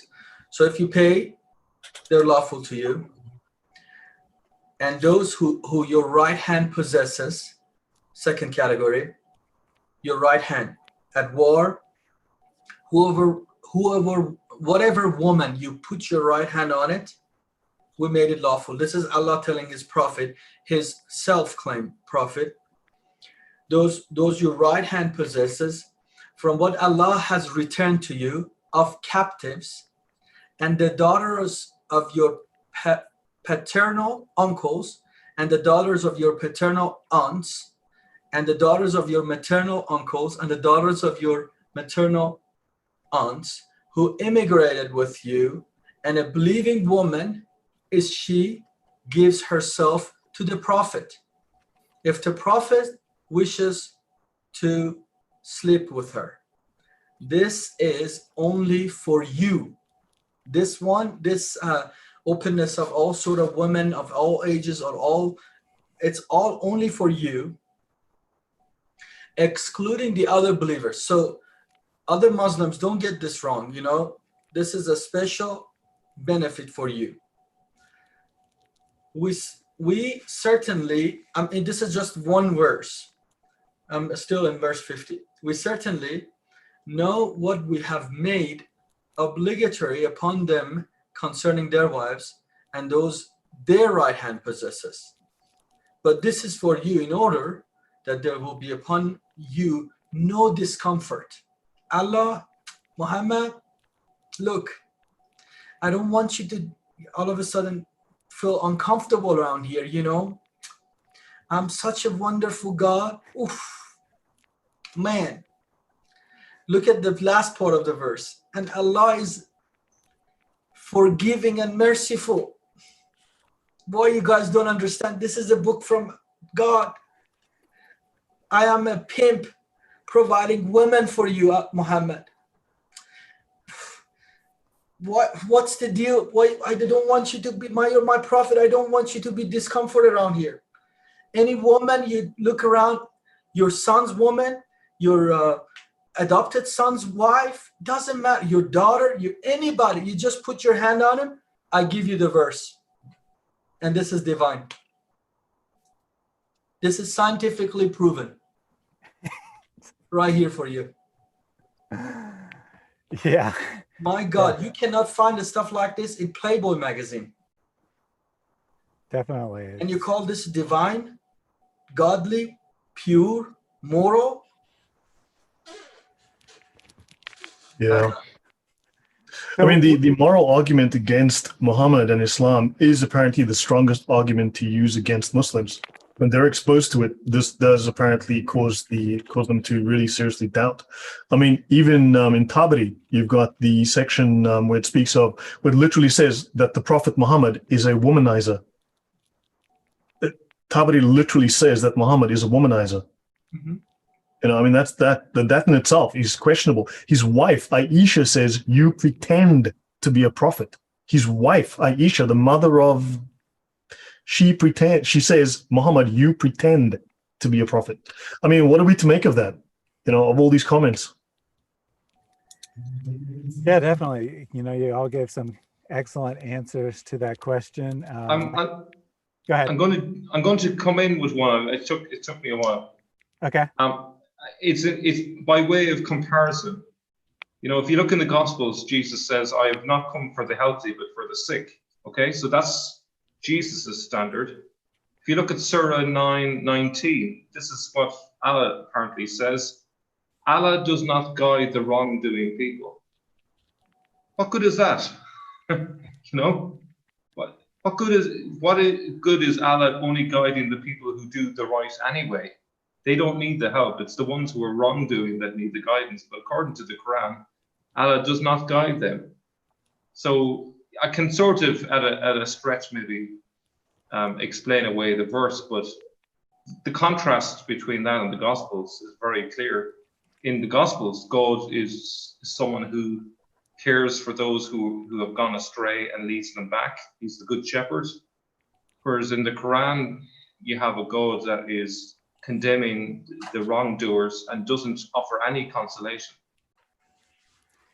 Yeah, just if I may just say a couple of words about that. The picture the Quran paints of God is, when you actually read the Quran, you actually take the words it says seriously, and you don't just go with what some Muslim apologist claims. The picture it paints of God is quite evil. It says things like, if this people hadn't disobeyed, then Allah would have destroyed them, so he could have created another people to disobey, so that he could forgive them, because he needed people to forgive. So that's why people disobey God. And it says, you know, Allah guides those who he wills, and he misguides those who he wills. So Allah leads some people to do evil, and then he punishes them for doing evil. They had no choice whatsoever in the matter. He made them do evil, and then he punishes them for it. This is just the most depraved picture of God I could imagine. Yeah. Well, I mean, also the inconsistency.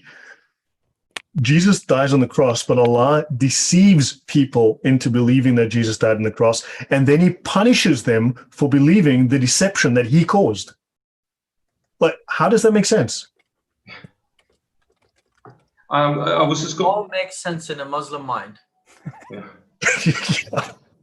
You know, I can totally understand why so many Muslims, when they leave Islam, become atheists, because their picture of God is so destroyed by Islam that it must be virtually impossible to imagine that there is a real God that is good and loving and totally different from this monster that they have been subjected to all their lives, you know?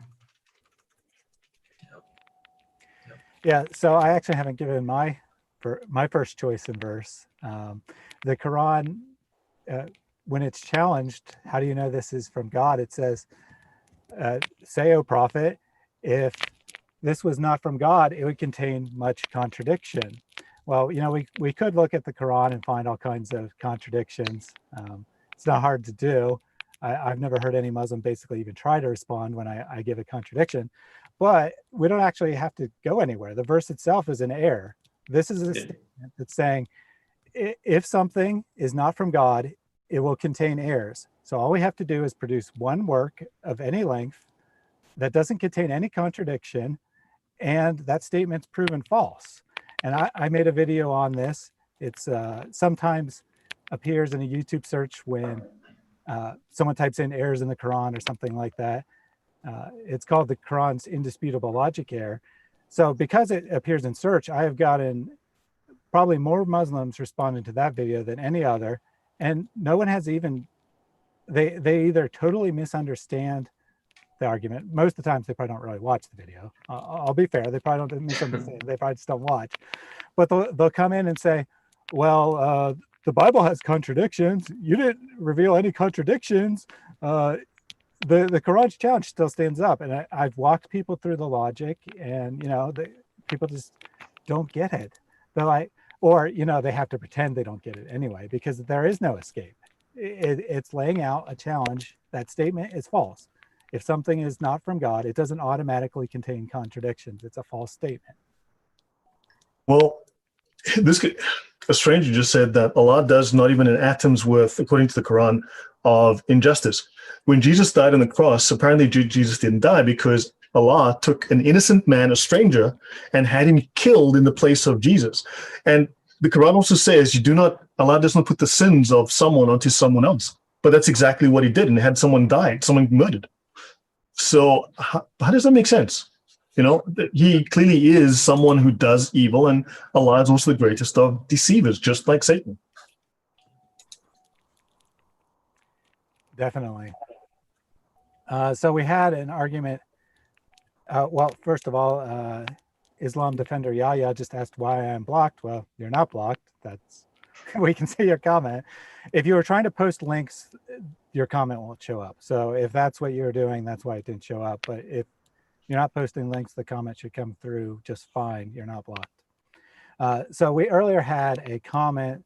It was made in a joking manner by a Christian, but it could be an actual argument of a Muslim. So he said, Islam is not from the devil because Muhammad's wife said so. So what do you think about this claim that Muhammad received his revelations for the first time in the cave, and then he went home and he thought that he might have been attacked by a demon, and his wife's like, no, let's go to an expert. They go to a Nestorian Christian apparently, and ask him if this is a mark of a demon or a mark of God, and he claims that it's a mark of God. So what do you think that this was allegedly confirmed by a Christian? And I believe Sneakers would like to go first. I'm just going to analyze it, if I may, from a historical point of view first, and then we could look at the theological thing maybe next. But there's so many clues that the location of, you know, where the story comes from, essentially, is wrong. First of all, the Nestorians are found in Iraq, once again, and Persia. That was the location of the Nestorians. So in the story, you have Waraka, if I got the name right, is a Nestorian, right? So that's the first thing. And then the cave where this happened, it's called Hira. Hira is the capital of the Lakhmid kingdom. Again, right smack in the middle of Iraq. So those are two details straight off which confirm my thesis that they're making up a story and they're using material from the era or from the region. And conveniently, Hira was destroyed as a city not long after the 630s, and Kufa was built about 15 kilometers away. So the memory of Hira faded. So this idea of the cave of Hira is kind of like an echo of that. And the other thing, I challenge any Muslim, if they have any interest to go further on this.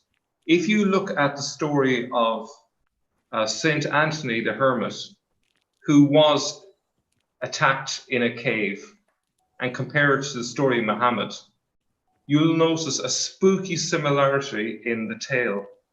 And Saint Anthony's story was famous in the Middle East. His story was written by, I've forgotten his name, but he was a champion against Arianism back in the 4th century. I've forgotten his name, but his work was a short book, 60 pages. But what's interesting is Saint Anthony made a show of the demons that attacked him, and nothing scared him.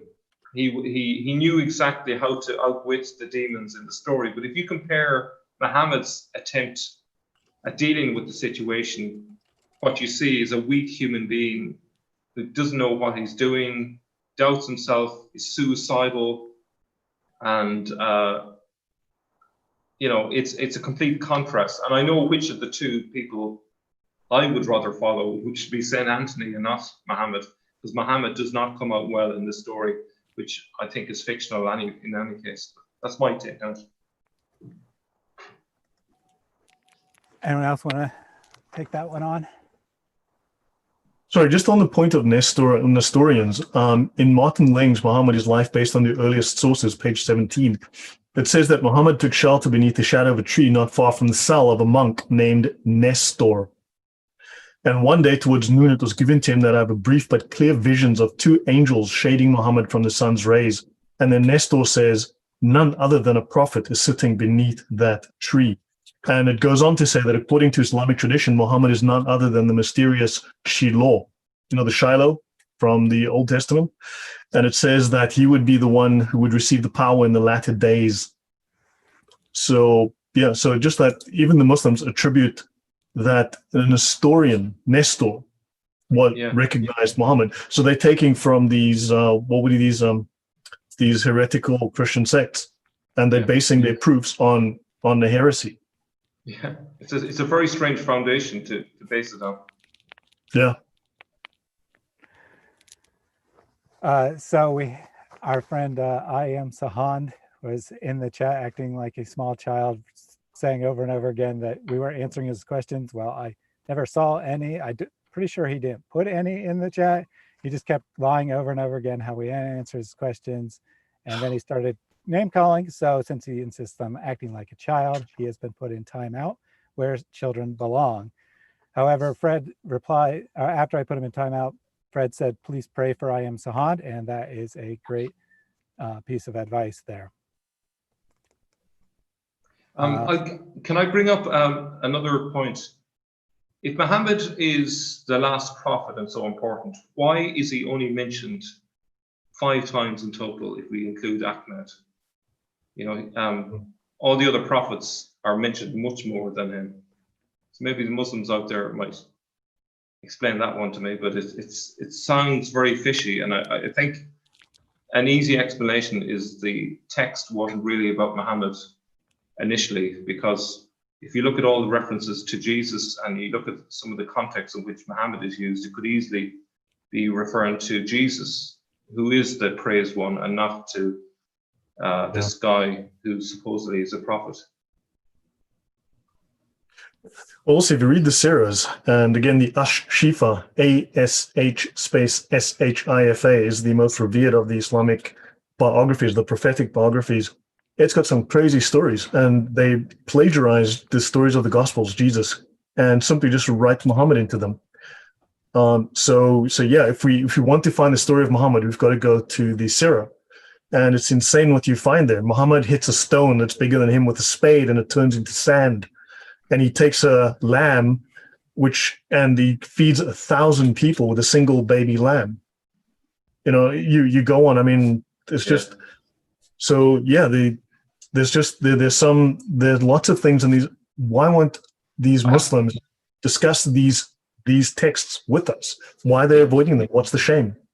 Here's the thing as well. I think Ibn Ishaq's favorite story that he tells in the Sirah about Muhammad is to do with his nativity. So if we compare Jesus, they're going around Bethlehem looking for a room in the inn, but when they do with Muhammad, what are they looking for? They're looking for a breast to feed him. So they're literally going from house to house. Is there no woman in town that will nurse the baby Muhammad? It's the most carnal, weird story I've ever read, you know? So this is your prophet. It's horrific. I mean, if you also, people might be interested in reading Islam's orthodoxy on Christianity can be found in the books by Ibn Qayyim and Ibn Taymiyyah. Ibn Taymiyyah is the godfather of jihad, really, but they've each written a book available in English on the Islamic orthodoxy on Christianity, and these are disgusting. You know, and why won't Muslims discuss this? Well, for the simple reason, as I said earlier, they are low-level Muslim, quite literally restricted to only following the Quran. That's why they cannot and will not discuss it. And the imams refuse to come into the chat. They won't. And I've gone at them myself, and after a few minutes, they will clam up.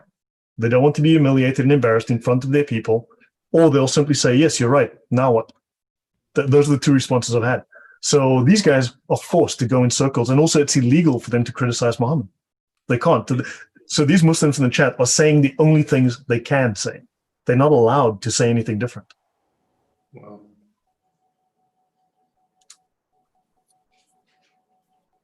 I wonder in the silence of their bedroom at night, do they reflect on anything that we say to them and wonder, are we right here? You know? Or do they just block it all out? Yeah, that's a good question. I like to think that there are, for every one troll who's making idiotic comments and not thinking at all, that there are many others who are reading and thinking, and they might. It's usually pretty difficult for someone to leave Islam. I mean, it's a lot more than just detached religion, like us in the West sometimes think about religion. It's like your complete way of life. So of course it's very difficult to abandon your complete way of life. But I think that there are people listening. And I think that even the people who are leaving these nasty comments and whatnot, a lot of times it's just a facade that, they're trying to project confidence because of the cultural norms, and, how you judge if someone has a good argument or not is more about how they present it than the content. So they're putting up this facade of confidence, but oftentimes under the surface, they're struggling. They see that what we're saying is a valid criticism, that Islam really has these questions that are very difficult to answer. And they may be able to tell themselves, well, there must be an answer somewhere, and ignore it, or it may eat away at them. And then eventually, all of a sudden, out of nowhere, they leave Islam. I don't think you normally see people publicly saying that they're struggling, that, they're starting to doubt. They'll project confidence. In fact, they may increase their level of projection of confidence as they're actually having more doubts. And there's been quite a few imams that have left Islam over the last few years. They leave quietly, and they're, in my view, they're more likely to leave because they're more aware of the holes in the narrative, much more than ordinary Muslims who haven't done any reading and research. Yeah. Yahya is constantly saying, oh, these hadith contradict the Quran, therefore they can't be true. Well, the Quran contradicts the Quran, so therefore we have abrogation, right? And not only that, the hadith can overrule the Quran. The hadith are able to replace verses in the Quran. And in fact, what if these contradict abrogated verses in the Quran? And also, the hadith are abrogated too. They're abrogated hadith, something very few people know. Not only the Quran is abrogated, hadith are abrogated. But, Yahya, how about you cite us directly from the Sharia? Okay? Each of the four schools has major scholars that have written major Sharia books. Let's not go to the to the Quran and hadith and go in circles as we always do. Cite me from the Sharia.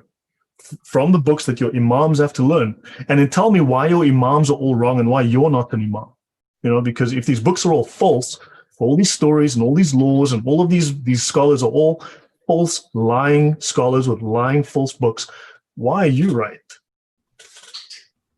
And this is one thing we've been hearing throughout the entire time we've been live, people coming in and saying that, well, I don't believe in these hadiths, blah, blah, blah. Well, basically, there's only two possibilities. One, the hadith are generally reliable, or they're generally unreliable. If they're generally reliable, then you have to account for what they say.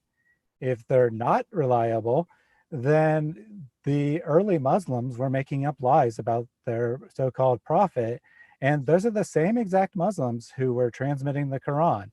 What makes you think they didn't change words of the Quran? What makes you think that they didn't add lies to the Quran? If they're adding lies to the hadith and attributing them to Muhammad, then why do you trust these people with the Quran? So it's kind of, you're screwed either way. And I think you'd have to mention Hafs in this context, someone who his contemporaries called a known liar, and he's the main transmitter of the Quran that most Muslims are using today. Yeah, actually, this might be a good time to go to that quote that you love, Mel, about the hadith, about how the guy says that I never heard anyone say anything reliable about the prophet, but now all of a sudden everyone's saying all these things. Yeah, I don't have it to hand, but yeah, it was written in the early part of the 8th century.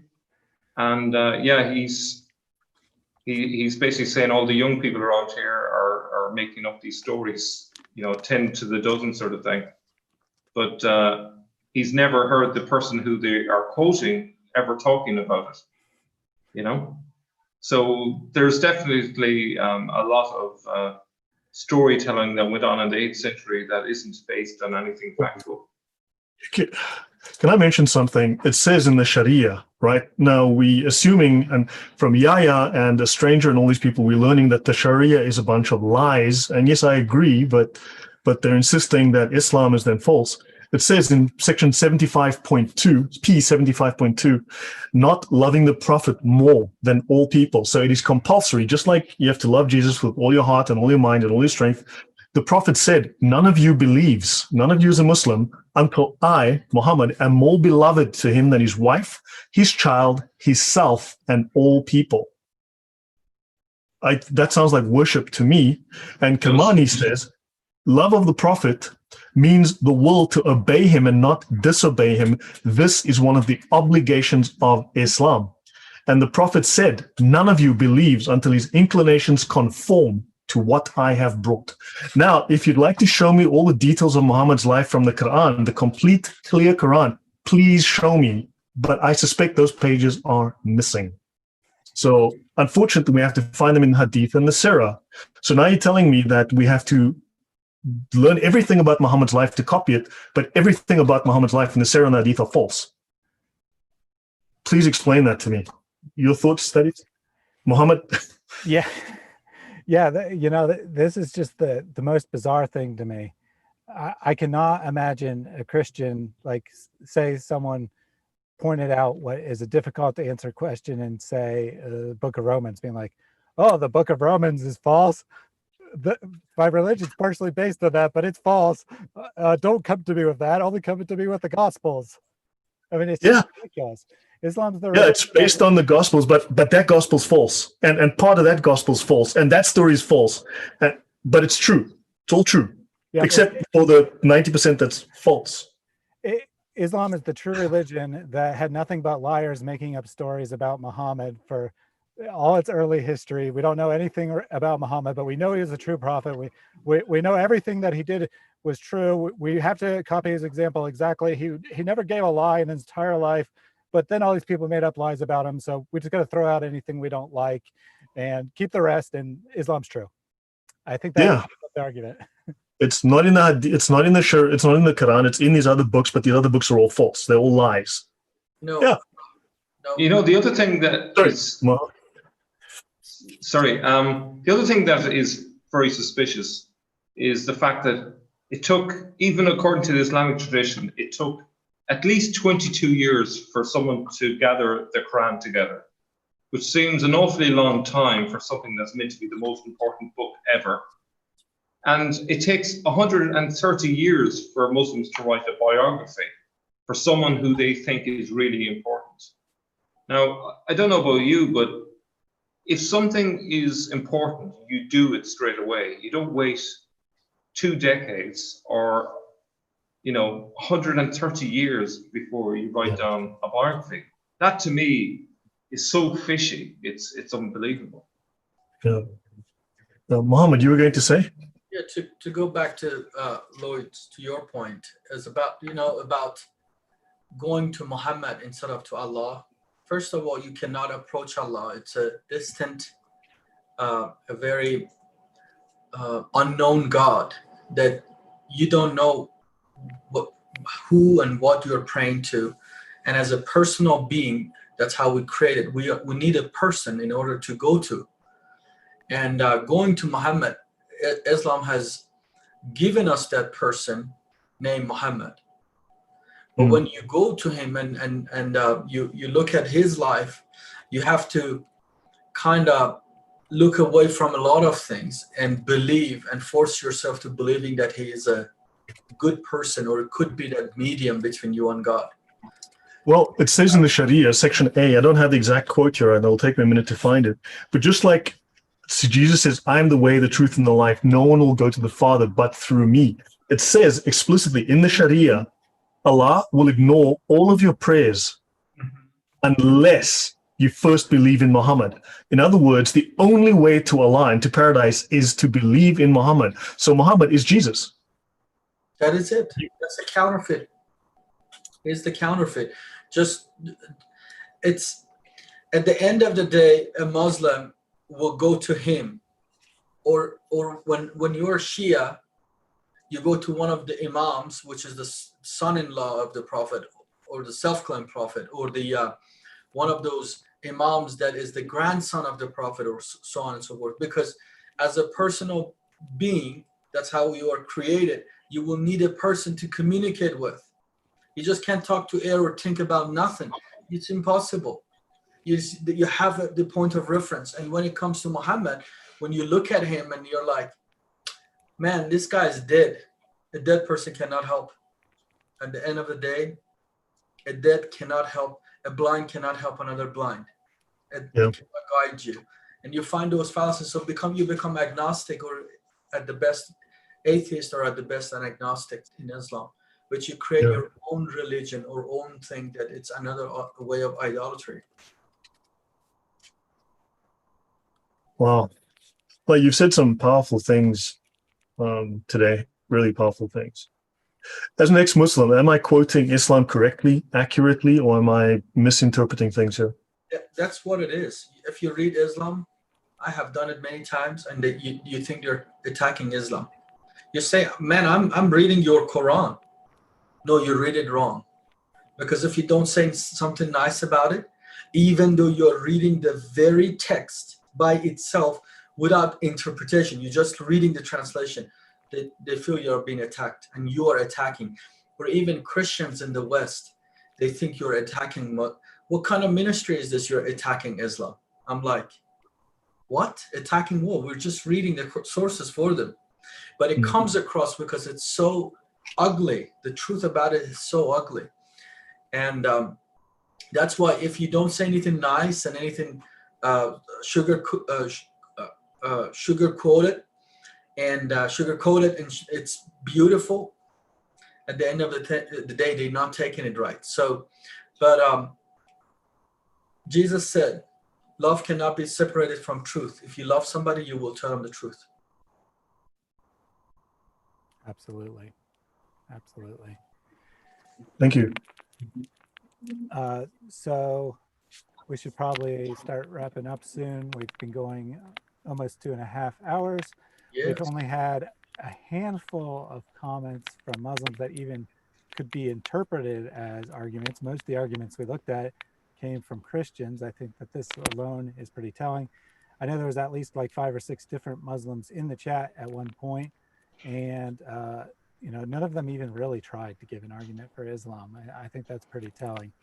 But Fred did say earlier I keep hearing how Islam is the fastest growing religion. I expected at least one compelling argument today, or at least for someone to try. I think that we can't wrap this up without looking at the argument that Islam is the fastest growing religion. So it must be the true religion. It must be the religion that God is supporting. What do you guys think of that argument? I would say it's purely down to how many babies you're having. That's the only reason Islam is growing. And actually, that to me is the worst argument against Islam, because what it's saying is that where you have Islam, you have poverty, because huge families tend to be accompanied with poverty. It's a sign of poverty. Wherever countries become wealthier, you tend to have smaller family sizes. That's just, not saying that's the way it should be, but that's just the reality of it. So to me, the fact that Muslim countries are growing exponentially is just a sign that they're really poor countries. So Islam doesn't seem to be bringing prosperity like Christianity is to the West.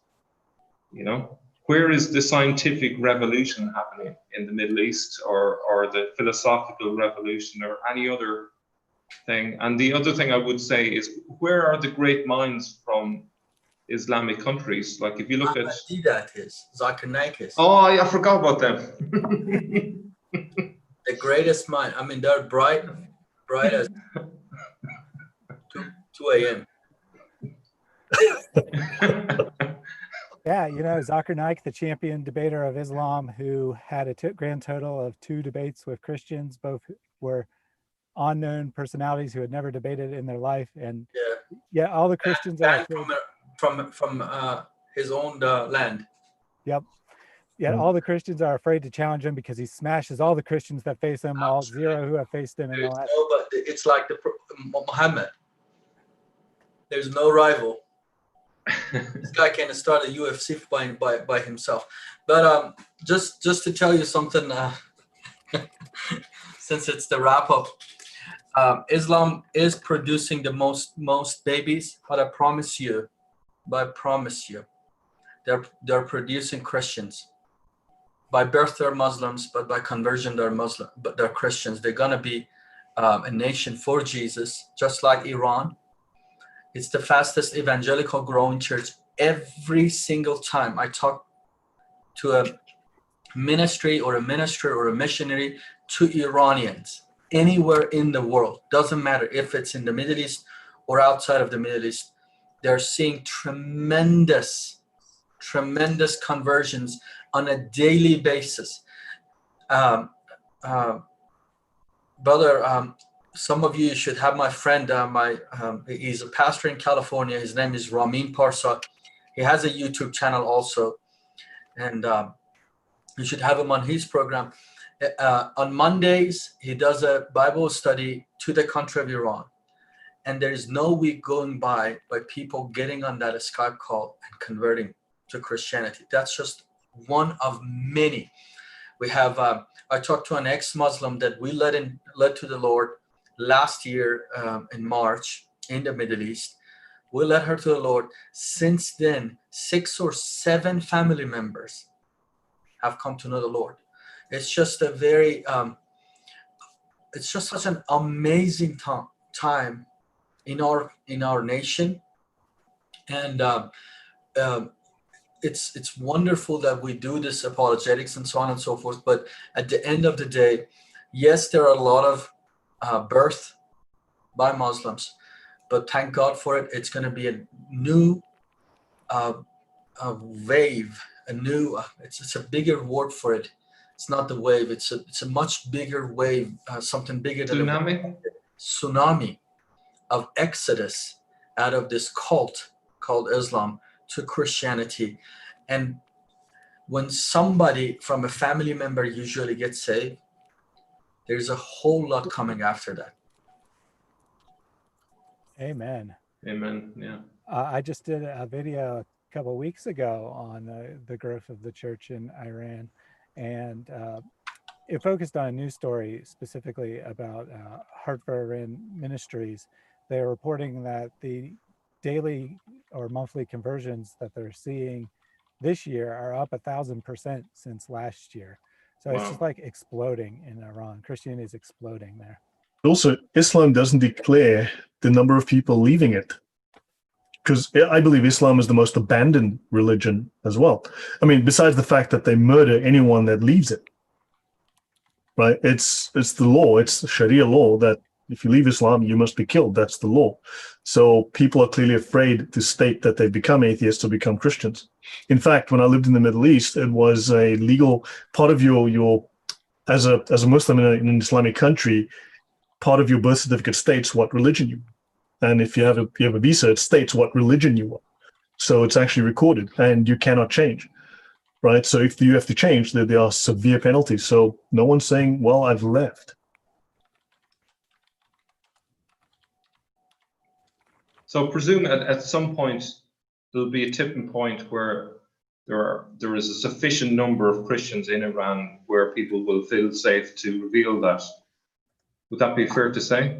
I believe there is a sufficient number in the country of Iran right at this moment.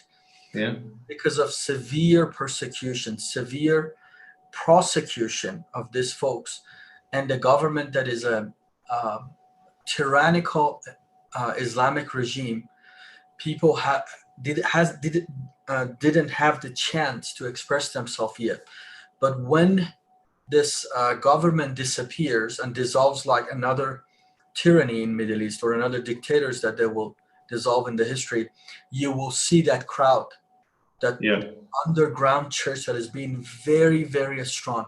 It will pop out of the blue and we were like, where were these people from?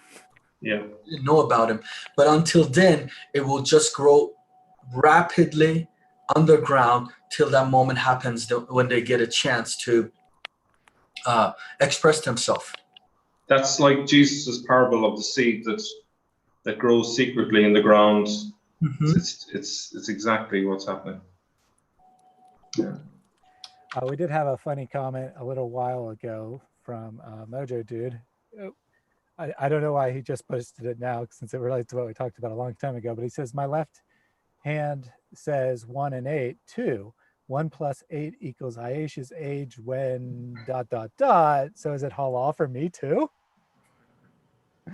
Just a humorous way of showing that you can use these mathematical miracles to prove anything you want. So I think that we've had a great chat today. Fred, a little while ago, asked when can we do this again? I don't have an immediate answer to that, but I think that this went really well. I think it'd be great to do it another time. It's disappointing that no Muslims wanted to bring any actual arguments for Islam. The few that showed up just wanted to do the usual, try to bash Christianity or just give one-liners that have no content to them. But, we can try again. We can definitely try to get the word out, try to get some Muslims to come in here. Was it possible for them to Skype in or Zoom in? No, I didn't post the link or anything, but there was no interest expressed. No. So maybe next time I'll announce it more further in advance and say that, you can get the link. Obviously, I don't want to post it publicly if there's going to be hundreds of people watching. And, unfortunately, when I've posted the link publicly before, occasionally I've had idiots just jump into the middle and like make a bunch of noise and do other random trolley type things. Oh yeah. Can I somewhat close it with this, that if there are any Christians that when you're on this channels, you're probably interested in the topic of Islam, or some Muslims, or you have friends that you think they need to know and hear the word and hear the gospel of Jesus Christ, and you want to share that, and you don't feel really prepared or know as much as some of this people that they have studied and been involved in this kind of a topic. I wanna tell you that Jesus said, separated from him, we can do nothing. Regardless of how much you know, you're not winning it. You're not winning an argument or a theory. You're not giving them another theory. just if you have that burden and you have those people in your family, on your friends, just rely on the Holy Spirit and the power that is already residing in you, and bring up this conversation. Take them to your church, to your local church. Show because I remember when I was a Muslim, I went to mosque. We said death to America, death to Christians, death to mushriks, death to this, death to that, death to Israel. And I thought they do the same thing in the church. The Christian do the same thing. And when the first time I went to the church, I was absolutely shocked. And then they played music and so many other things. And I said, wow, what a peaceful presence in this building. So I really want to encourage you to take those people, those Muslims, those friends, to your local church and let them experience what you experience every week. And then if you need any material, especially if you know Iranians or any material in Farsi, I will glad to provide it for free. So I think Fred put it in a comment, my website, iranchristians.org, or you can actually contact me directly if you need hard copies, and I'll be glad to send it to you for free. But pray, prepare, but don't rely on your own strength. Rely on the Holy Spirit, because God loves them much more than you can do it. And he cares for them much more than you do. So just rely on this strength and the love that he has for them, and go forth. Go out of your ways. Be respectful, be loving, but be truthful. You need to share the gospel. They need to hear the gospel. Take them to your church, and don't forget to pray. So that's all for me. And I just want to encourage everyone that at the end of the day, if we're not winning them to Christ, we're wasting our time, and they will spend the eternity in hell. Absolutely, well put there. Just to add slightly to that, two things. One, your greatest chance to influence someone is someone that you already know. Your family and your friends. Those are the people you can influence. Every once in a while, someone might be persuaded by an internet video, but really what we need every Christian to go out and talk to the people they already know and bring them into the church. You don't have to know everything. You don't have to know basically anything. If you already have a relationship with the person, just start a conversation. Don't attack Islam. Just, ask them what they believe, and then ask gentle probing questions, and ask them what questions they have about Christianity. And if you don't know the answer, just say, I don't know the answer, but I would be happy to research that and get back with you.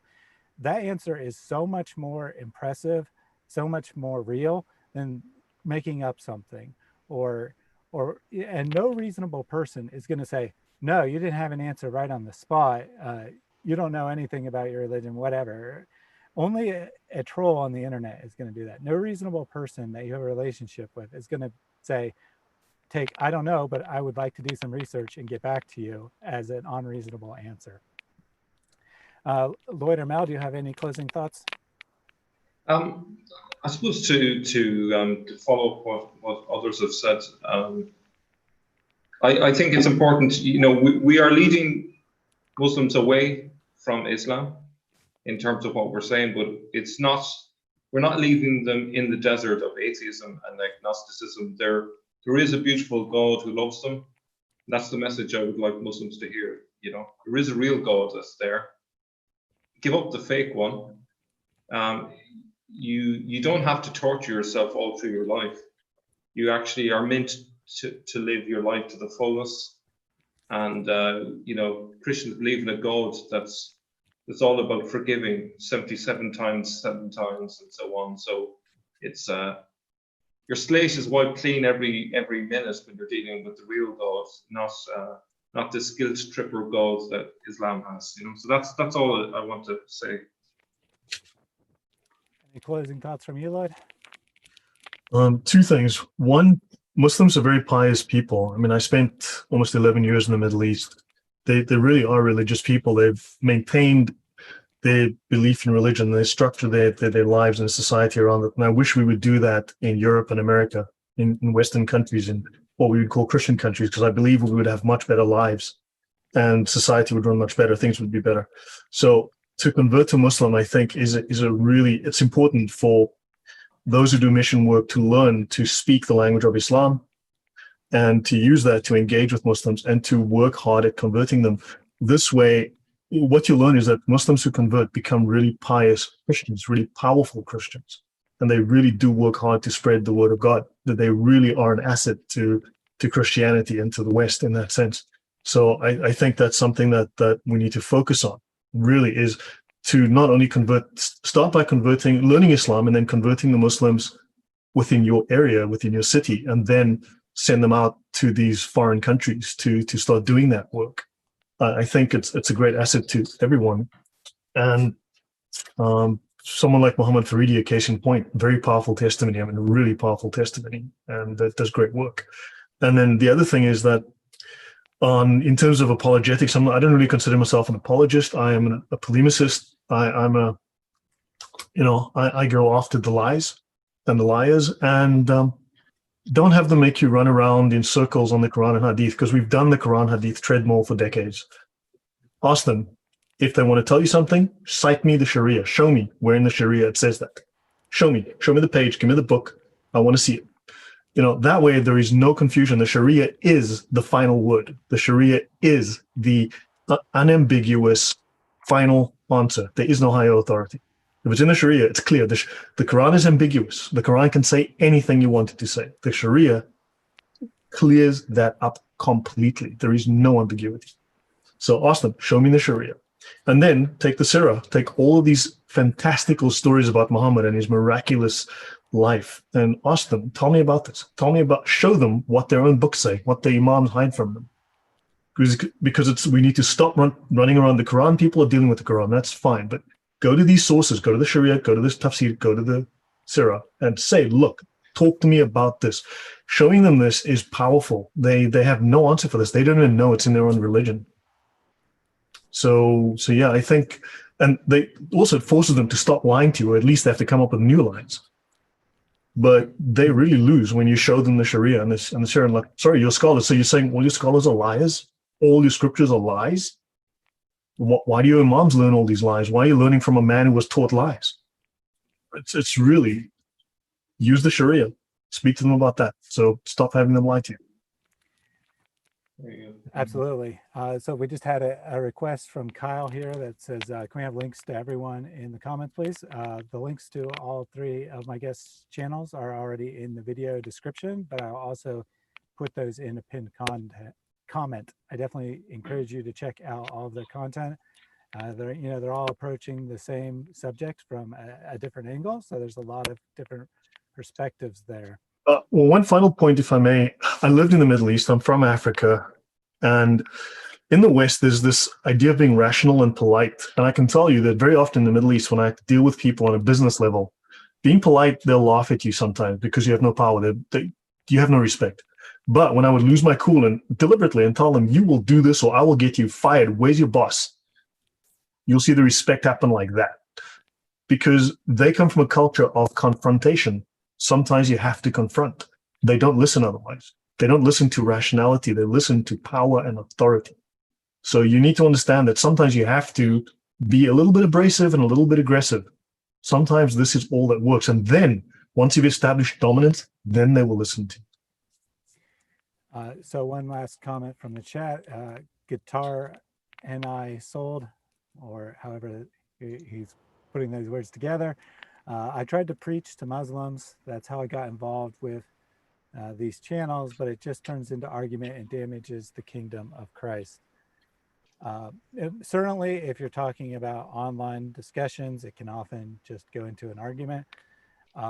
One thing that I have found that's very helpful, well, one, don't be afraid to walk away from the conversation, especially if it's just the internet comments. There's nothing wrong with being like, okay, this guy is just being an unreasonable jerk. I don't need to put up with that. But one thing I've found is very helpful is when they try to, jump around, change the subjects, insult Christianity, call names, whatever, any distraction technique, just be like, I'm not buying your distraction. Can you answer my original question? Repeat the question. You do it again, just repeat it again. And pretty soon they either are forced to answer the question or they give up and go away. So, I just say, be persistent, realize that these are lost people, realize that the vast majority of Muslims are much better people than their prophet and God, and that they are valuable and created in the image of God, dearly loved by God. So just try to, it can definitely be difficult, especially online, to take all this abuse. But, Jesus says that we are blessed when we are persecuted. So thank you, Muslims, for blessing me every day with your numerous insulting comments. I appreciate it. So thanks once again, everyone, for joining us. I'll add the links to my guests' channels, and we'll see about doing this again sometime in the future. Have a great rest of the day, whether your day is coming to an end or just starting, depending on what part of the world you are. Thank you.